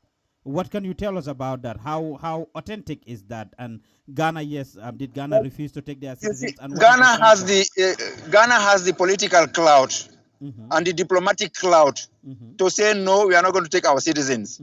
Gambia, we are a small country. We are just emerging out of a dictatorship, and we have a coalition government here. The decision-making process, it's complicated. So Ghana has the clout to say no to the United States. We are not going to take our people. So Gambia, we don't have that diplomatic clout. So we cannot compare those things. Even Senegal has a higher diplomatic clout. So we can do is appeal on goodwill, and this is what I'm telling government. No goodwill. First of all, let's work on a better deal with Germany. Germany is the economic powerhouse of Europe. Once we have a better good deal, this will serve as a template. Other European countries will come on board. There are a lot of things that it can be done, but I don't want to talk about them in the openly, so as to preempt decisions. But if the government decided to involve some of us who understand the German system, who understand how Germany is doing about things, we understand the German mentality, we'll be able to guide them and say, okay, do this, and then it will be to your advantage. Well, some people are saying that Prince is just saying, he's saying all of these things, saying the government doesn't have capacity, this and that, because he's just looking a way of penetrating the government so that they can welcome him and give him a position. In other words, as they locally say, Eka buzz danga ud buzz reg. You are just looking for buzz. What is your reaction to those people? Well, people have to say anything. It's freedom of expression. They say everything. I know Barrow. We are neighbors. 30 minutes. I support Barrow not with our position. Yesterday, I had an exclusive private audience with Barrow, 1 hour. We discussed a lot of issues. So my support for Barrow is beyond position, and President Barrow knows that one. Because when he stops being president, when he retires from politics, he's going to be my neighbor. Our villages are part. We are the few people who will be visiting when he retires from life. So my interest in Barrow is beyond politics, is beyond position. So people can say whatever they want. I'm qualified, I'm competent. If my country needs me, I will serve. But right now, I'm happy with what I'm doing, and I will speak my mind on issues that concern, and I will advise the government. It is in my interest to see that Barrow succeeds. And if that means that I'm looking for position, so be it. I have access to Barrow. I met him. We sit down, we talk, and that is important for me. So let people enjoy their freedom of expression and say whatever they want. I respect their right to disagree, but this is an issue, it's a fact. Many people will not like to hear the truth about this deportation issue. So whatever you say, people will always take it out of context, which I respect. Because if you throw something into the public domain, you cannot decide how people are going to react to it. Well, this is news to us, and I think to a lot of people that are following you live on Facebook and YouTube, that you met Barrow in private in Cameroon. What did you discuss with Barrow, Prince? It is private. Nothing, whatever I discuss is private, it will remain private. It's a family affair, nothing else, it will remain private. If there's a public meeting which is in the news, that one will be news. But whatever has been said there is private and it will remain private, period. Are you guys working on forming a party? No, forget about it. We will not discuss politics. It was a family Is meeting. he about to make you an external affair somewhere in the external affairs? No, we discussed family issues, no politics, no nothing else. It was just a family meeting, family reunion, and I'm happy that, he granted me exclusive 1 hour audience, which is a privilege. I'm happy. Even that one is enough. Even if it doesn't give me any position, it doesn't do anything for me again. That one, the fact that he took out of his busy schedule to give me attention and listen to me, and we discuss a lot of things intensively without interruption. That one, definitely, I'm satisfied. A lot of people are saying, Prince, of course, have been looking for this. During Yaya Jammeh's time, he tried to seek audience. He even followed Yaya Jammeh's convoy during political rallies. And eventually, he was arrested and all of the things that you just want to be close to power. You want to be close to Mansas and all of that. What would be your reaction? That's what everybody is saying. Many people say, are they also not close to power? In most of these people, their relatives are working for the government. Some of them, they benefited from Yaya Jammeh. Their relatives are benefiting, and they are still benefiting. So they just look at somebody to attack, an easy target. But if you look behind the scene, I learned my lessons. Some of them, they'll be criticizing, saying things, but while their families and relatives are the ones who are actually enabling Jammeh, who are actually benefiting from the system. Even right now, there are people whom that, their families and relatives are benefiting from the coalition government, but they will sit down there and start saying, borrow this, but it's politics. Me, I'm Gambian. When I came to Gambia, I had my skills and expertise. I wanted to contribute my quota. I wrote to the government, and then I started. And my community representative sent me to participate in a government rally. I participated. Of course, if you criticize a government, you become an easy target, because I was critical of the Yaya Jammeh government, and that's why they were looking for ways to humiliate me. And that was the only reason. And I did not do anything bad. And I've proven that, I'm not afraid, because many people say that, I'm committing suicide by coming to the country. And I came. They tried to humiliate me, but thank God, I'm glad that everything went well. So people are free to interpret it anyhow they want it. Closeness to power, there are people who are closer to power. Let them talk about that one. Let them talk about those ones. Some will associate you to Sidinjai, that you never claimed to have any relationship with Barrow. Sidinjai was there aiding and abetting Yaya Jammeh supposedly, and became the 9-day minister, took charge of a lot of the affairs of the country at the time with Yaya Jammeh during the impasse, and now he is one of the closest to Barrow, and is advocating a lot of things on behalf of Barrow, and say Barrow is his cousin. And I had an interview with him in which he told me blood is thicker than water.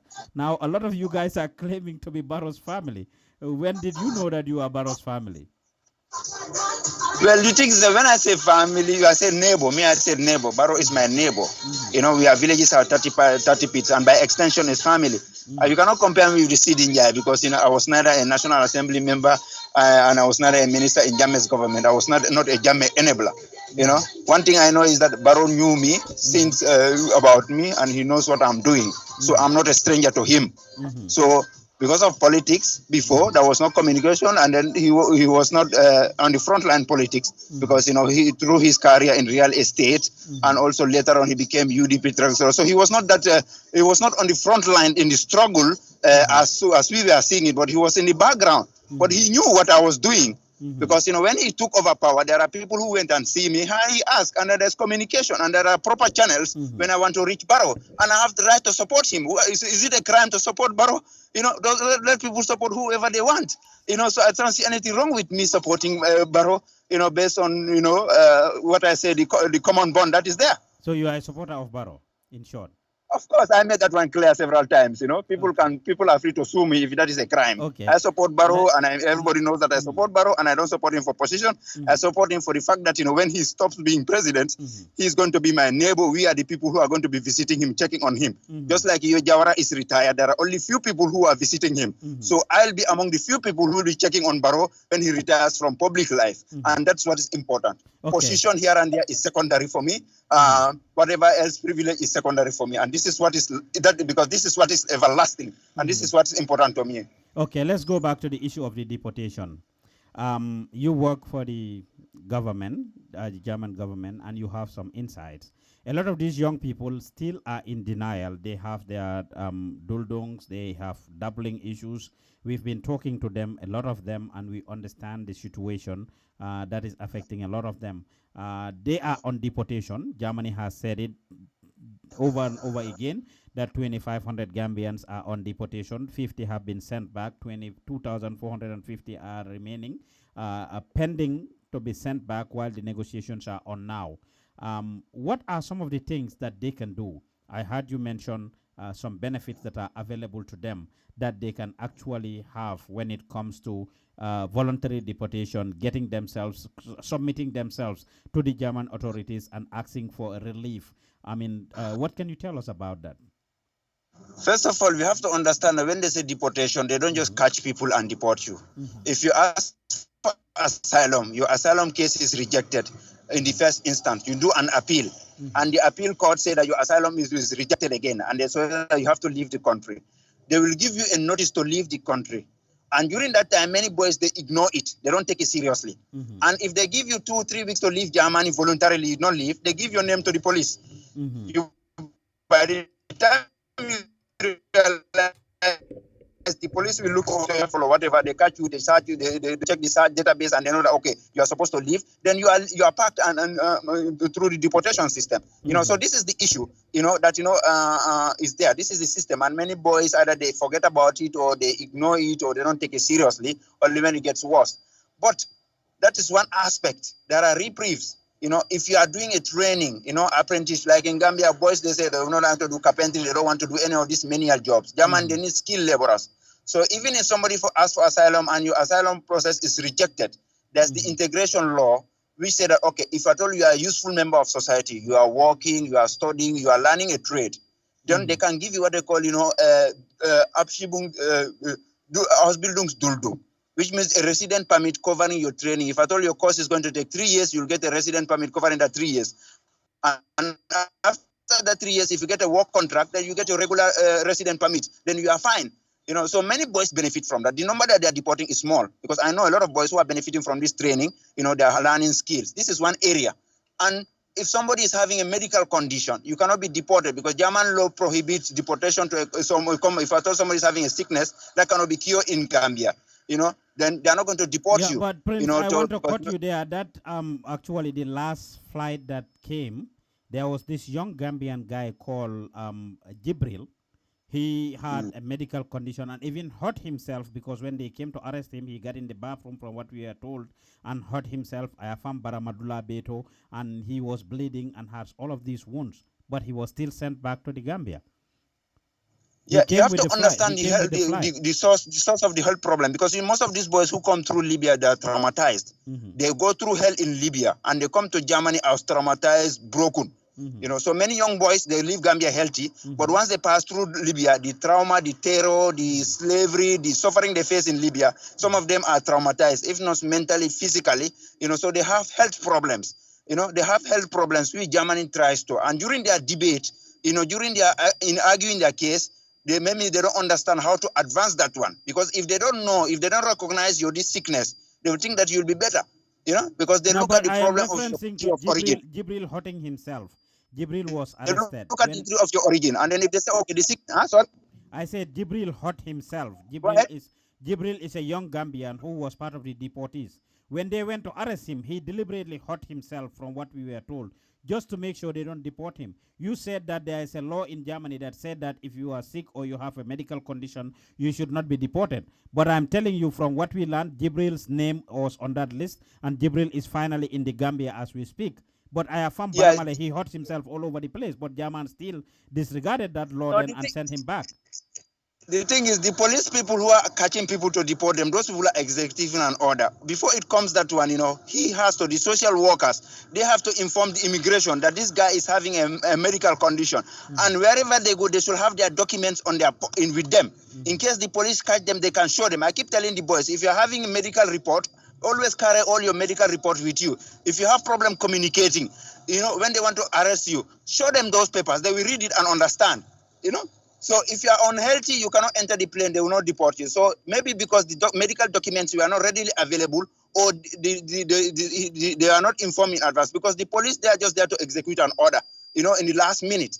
So But all these things needs to be done in advance. Okay.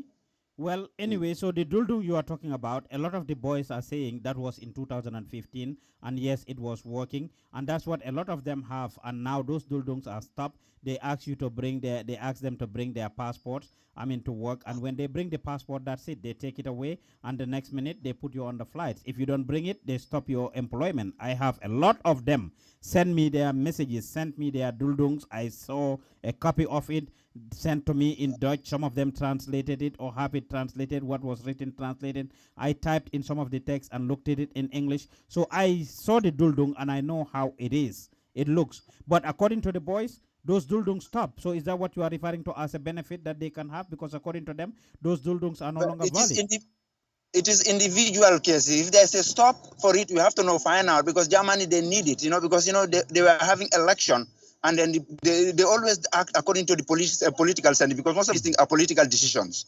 They were modifying the law. They need skilled workers. Yeah, but they do, but now for Gambians, and from what they are saying, it is only Gambians they are coming to and refusing their Duldungs. They ask them to bring their passport. If you don't stop it, if you don't bring it, they seize your Duldung and they don't give it back to you. They don't allow you to work anymore. And a lot of them are now even sleeping in the streets. Some are hiding in other corners and the like, because they go look for them at their homes or camps and they don't want them to find them there. So they are on the streets. So is the Duldung what you are talking about? Is that the only benefit? Or I heard you talk about a particular benefit where you can go to the government, and if you want to be voluntarily deported, they are going to give you money and the like. What can you tell us about that particular benefit? Yeah, that is, voluntary return assistance. They have that program there, which is German Federal Office for Migration. They have the fund for it. Yeah, that one is still active. Somebody wants to voluntarily return. The advantage is that if you want to come back, if you don't wait until you are deported, you can return to Germany. So their law is like that. If they catch you and deport you, they are going to ban you. You cannot enter Europe for 30 months. But if you voluntarily leave, and after you come back, maybe you have a chance. So if you want to come back, they will pay your ticket and give you $2,000, 2,000 euros, which is about $100,000, depending on the exchange rate.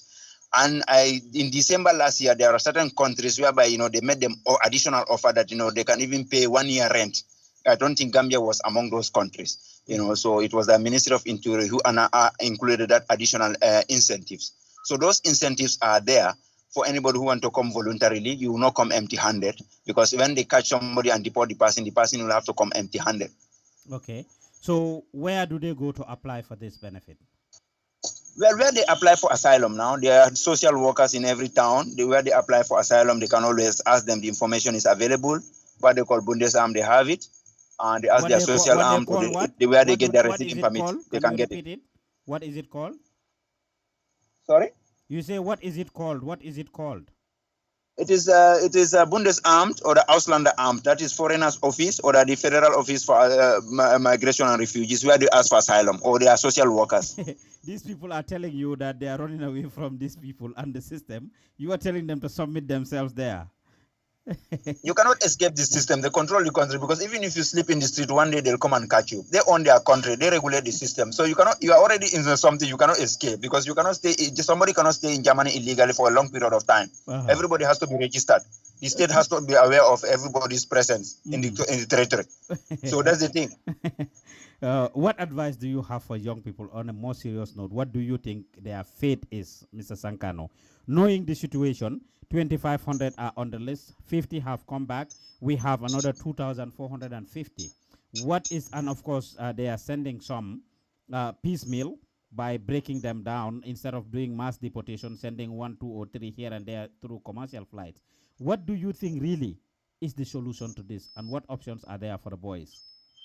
No, my solution is the families. Most of these boys, if you know that they are there, is the families and the mentality. You know, all these young people have the belief that anybody must come to Europe and become rich and become successful, and that's not the law. And most of these boys, if they get letter to leave Germany, they will call. They will call what? Sorry, it's like we lost Mr. Sankano there. We're trying to get reconnected to him. That's Sankano, of course, Prince Babukar Aminata Sankano. He currently works for the German government and has just broken the news to us that he is a pro-Barrow supporter, but he has some ideas as to what you guys can do. I see some of you are saying he is lying. Some of you are saying otherwise. We will try to reach Sankano again one more time. Hopefully we can get hold of him.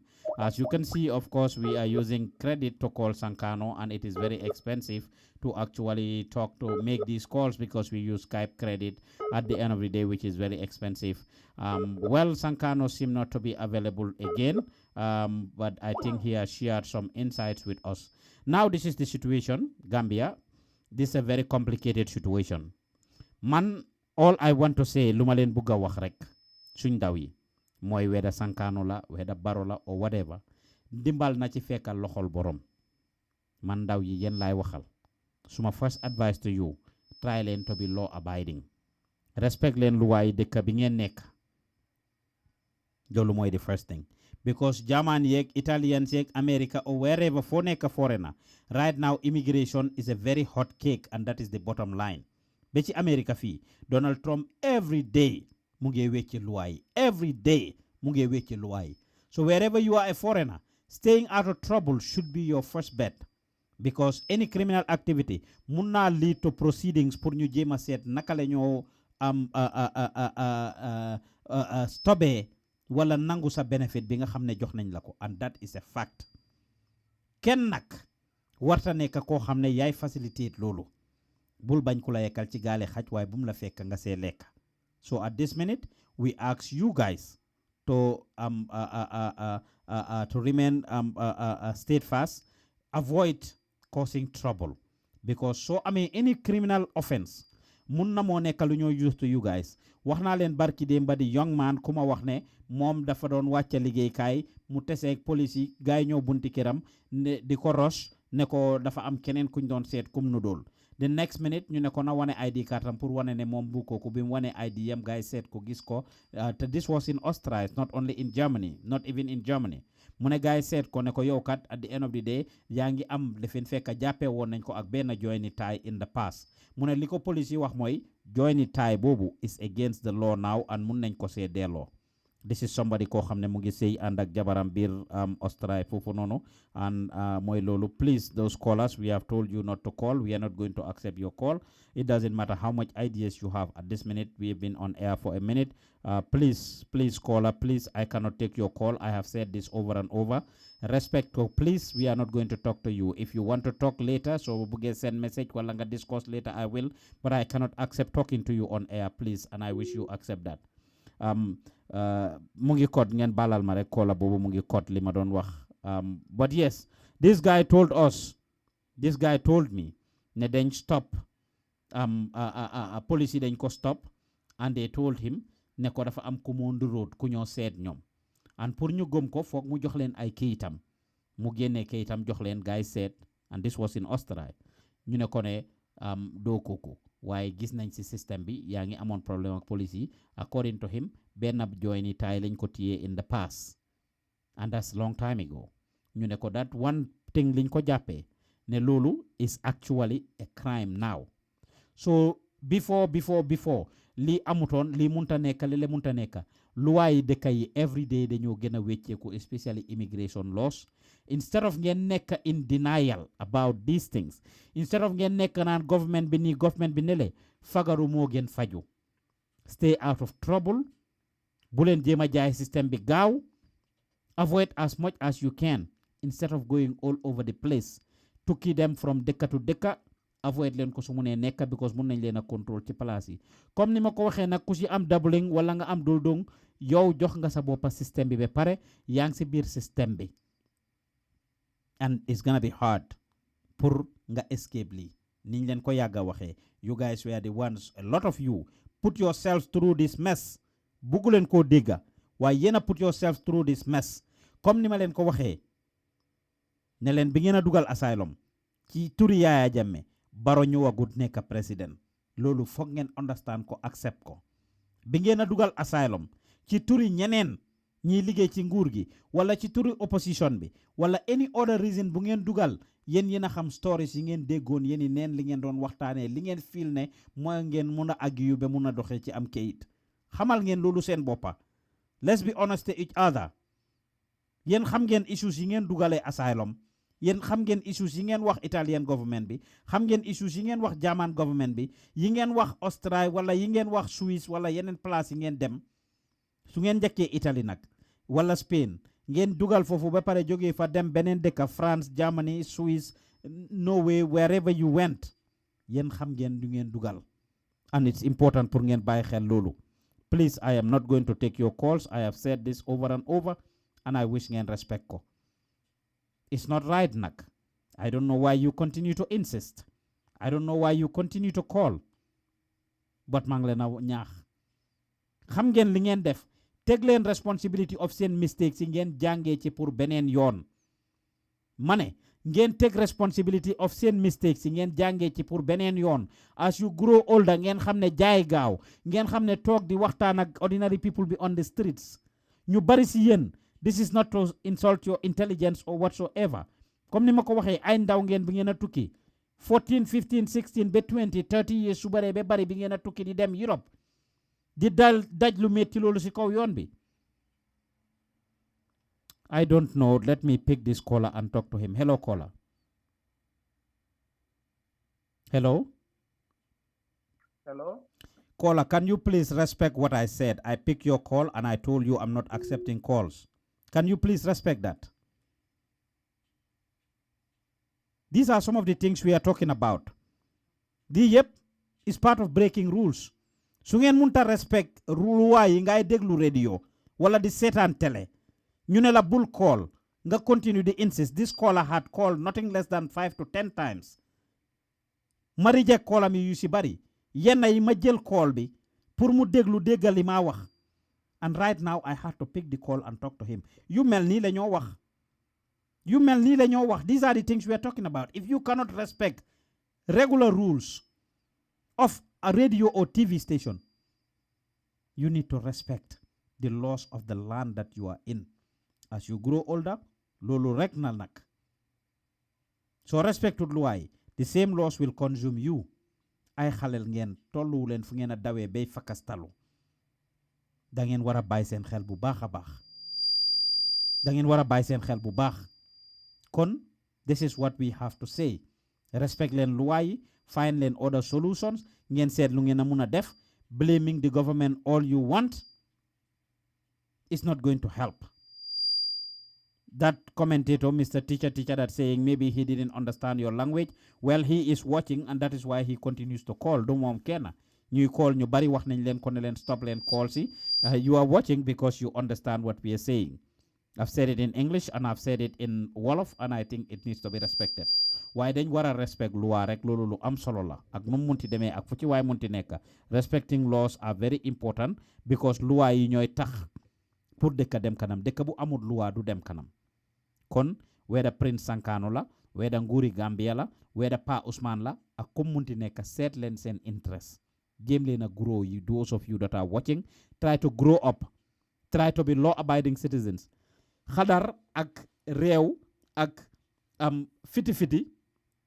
ñàkk yar ñàkk teggin yóbbuwut kenn fen baax ak yaru lum la mayut du la ko xañ réew ak ñàkk kersa lum la xañut du la ko may we have to talk to you guys as well xam leen seen interest at this point ngeen figure out what you are going to do yéen a gën a xam seen situation know everybody else yéen a gën a ku nekk si yéen individually soo tëddee waxtaan ak sa ngegenaay war ngaa xam loo def képp ku si am doubling képp ku dugaloon kayit Italy nga ñëw dugal ko Germany képp ku dugal kayit Spain ñëw dugal ko Germany wala any other dëkk nga dem ñaari dëkk dugal fa kayit te stories yi nga joxe especially sax tali wuñ nekkut benn wallahi xamal nga ko sa boppa wallahi xamal nga ko sa boppa ku nekk nag mun ngaa edda sa boppa mun ngaa xamal sa boppa li ngaa def mun ngaa xamal sa boppa li ngaa wax su kenn xamul sa situation yow xam nga ko so edda leen seen boppa ngeen xam seen situation ngeen accept reality ngeen seet lan ngeen a def and again su demee ba come to it push come to shove ñu war laa delloo si Gambia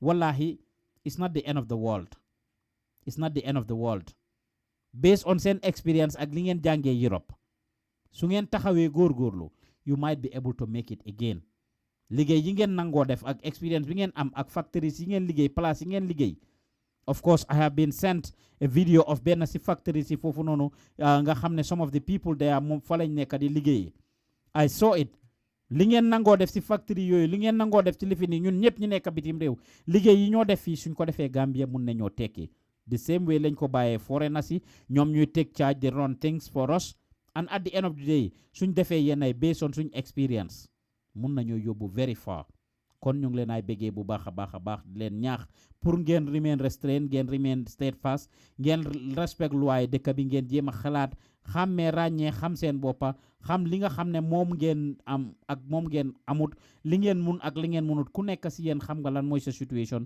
ku nekk si yéen xam nga li laa yóbbu kanam ku nekk si yéen xam nga loo def kon maa ngi leen a ñaax pour ngeen understand loolu maa ngi leen a ñaax pour ngeen góorgóorlu maa ngi leen a ñaax pour ngeen xam ne this is not the end of the world képp koo xam ne war nañ la see deporté tamit you can try your best not to do certain things because at the end of the day mun na laa yóbbu otherwise kon ñu ngi leen ay bëggee bu baax a baax yéen ñi ñuy déglu di ñu seetaan fii ci lu tax Gambia du dem show Pa Ousmane Diouf moo leen nekkaloon ci gannaaw microphone bi until we come your way next week ñu ngi leen ay bëggee bu baax a baax di leen wax ne ngeen share the video du leen wàññi waaye dinañu yokka ñun ñu ngi leen a wax ne ngeen like suñ Facebook page bi su dee bi mooy the first time ngeen ñoo toppate like gu leen ko su dee yéen a ngi seetaan YouTube subscribe to our page tomorrow comme ni ma leen ko waxee dinañ leen indil lii xew fële ca Yakumba Jeyte suba dinañ leen indil court hearing yi Yakumba Jeyte bi si court house bi su loolu weesoo dinañ leen indil yeneen interviews and a panel discussion where we will open the lines pour ngeen waxtaan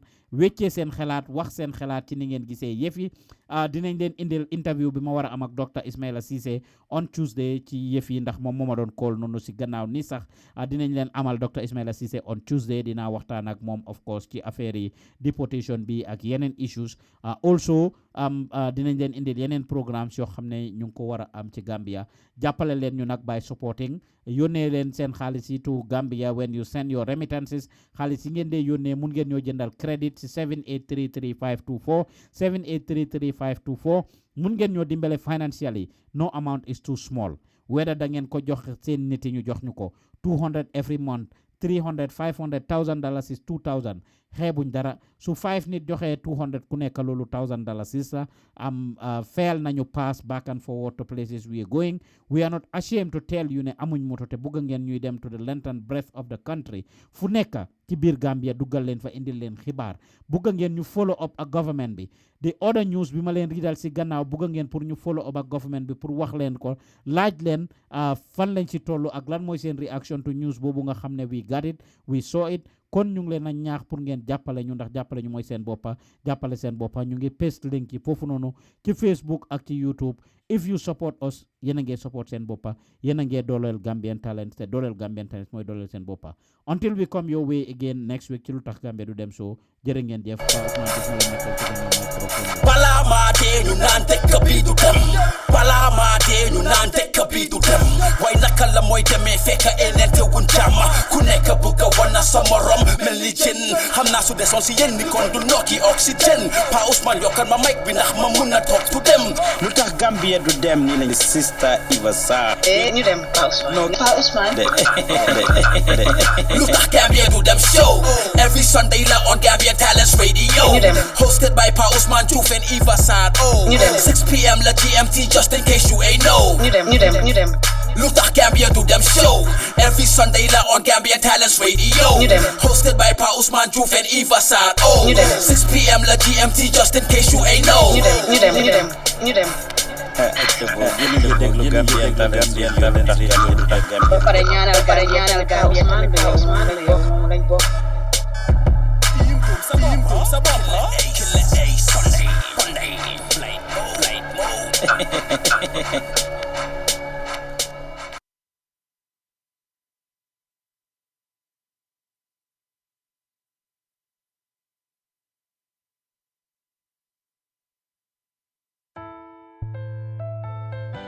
Gambian talents radio.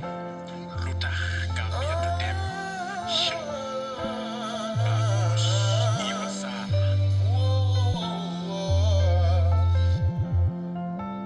LUTAKH Gambia on today.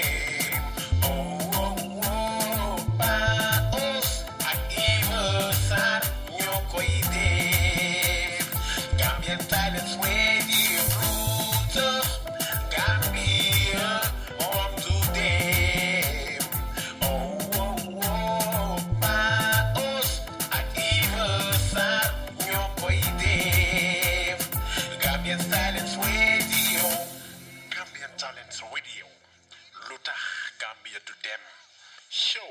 Ibari di ma di janneto Gambian Talent TV ngakana fomo koma Gambian Talent TV ngakana fomo koma madenja lolu kuma tuma minna nene jaliko ngakana fomo koma Gambian Talent TV yo talam nene jadi susu albadima Allah star Allah fanso the queen of Monday ako Gambian Talent TV akana fomo koma mashallah alkaji de lungolo wow la kanole dun sayna nyola koni ala dalo dun tana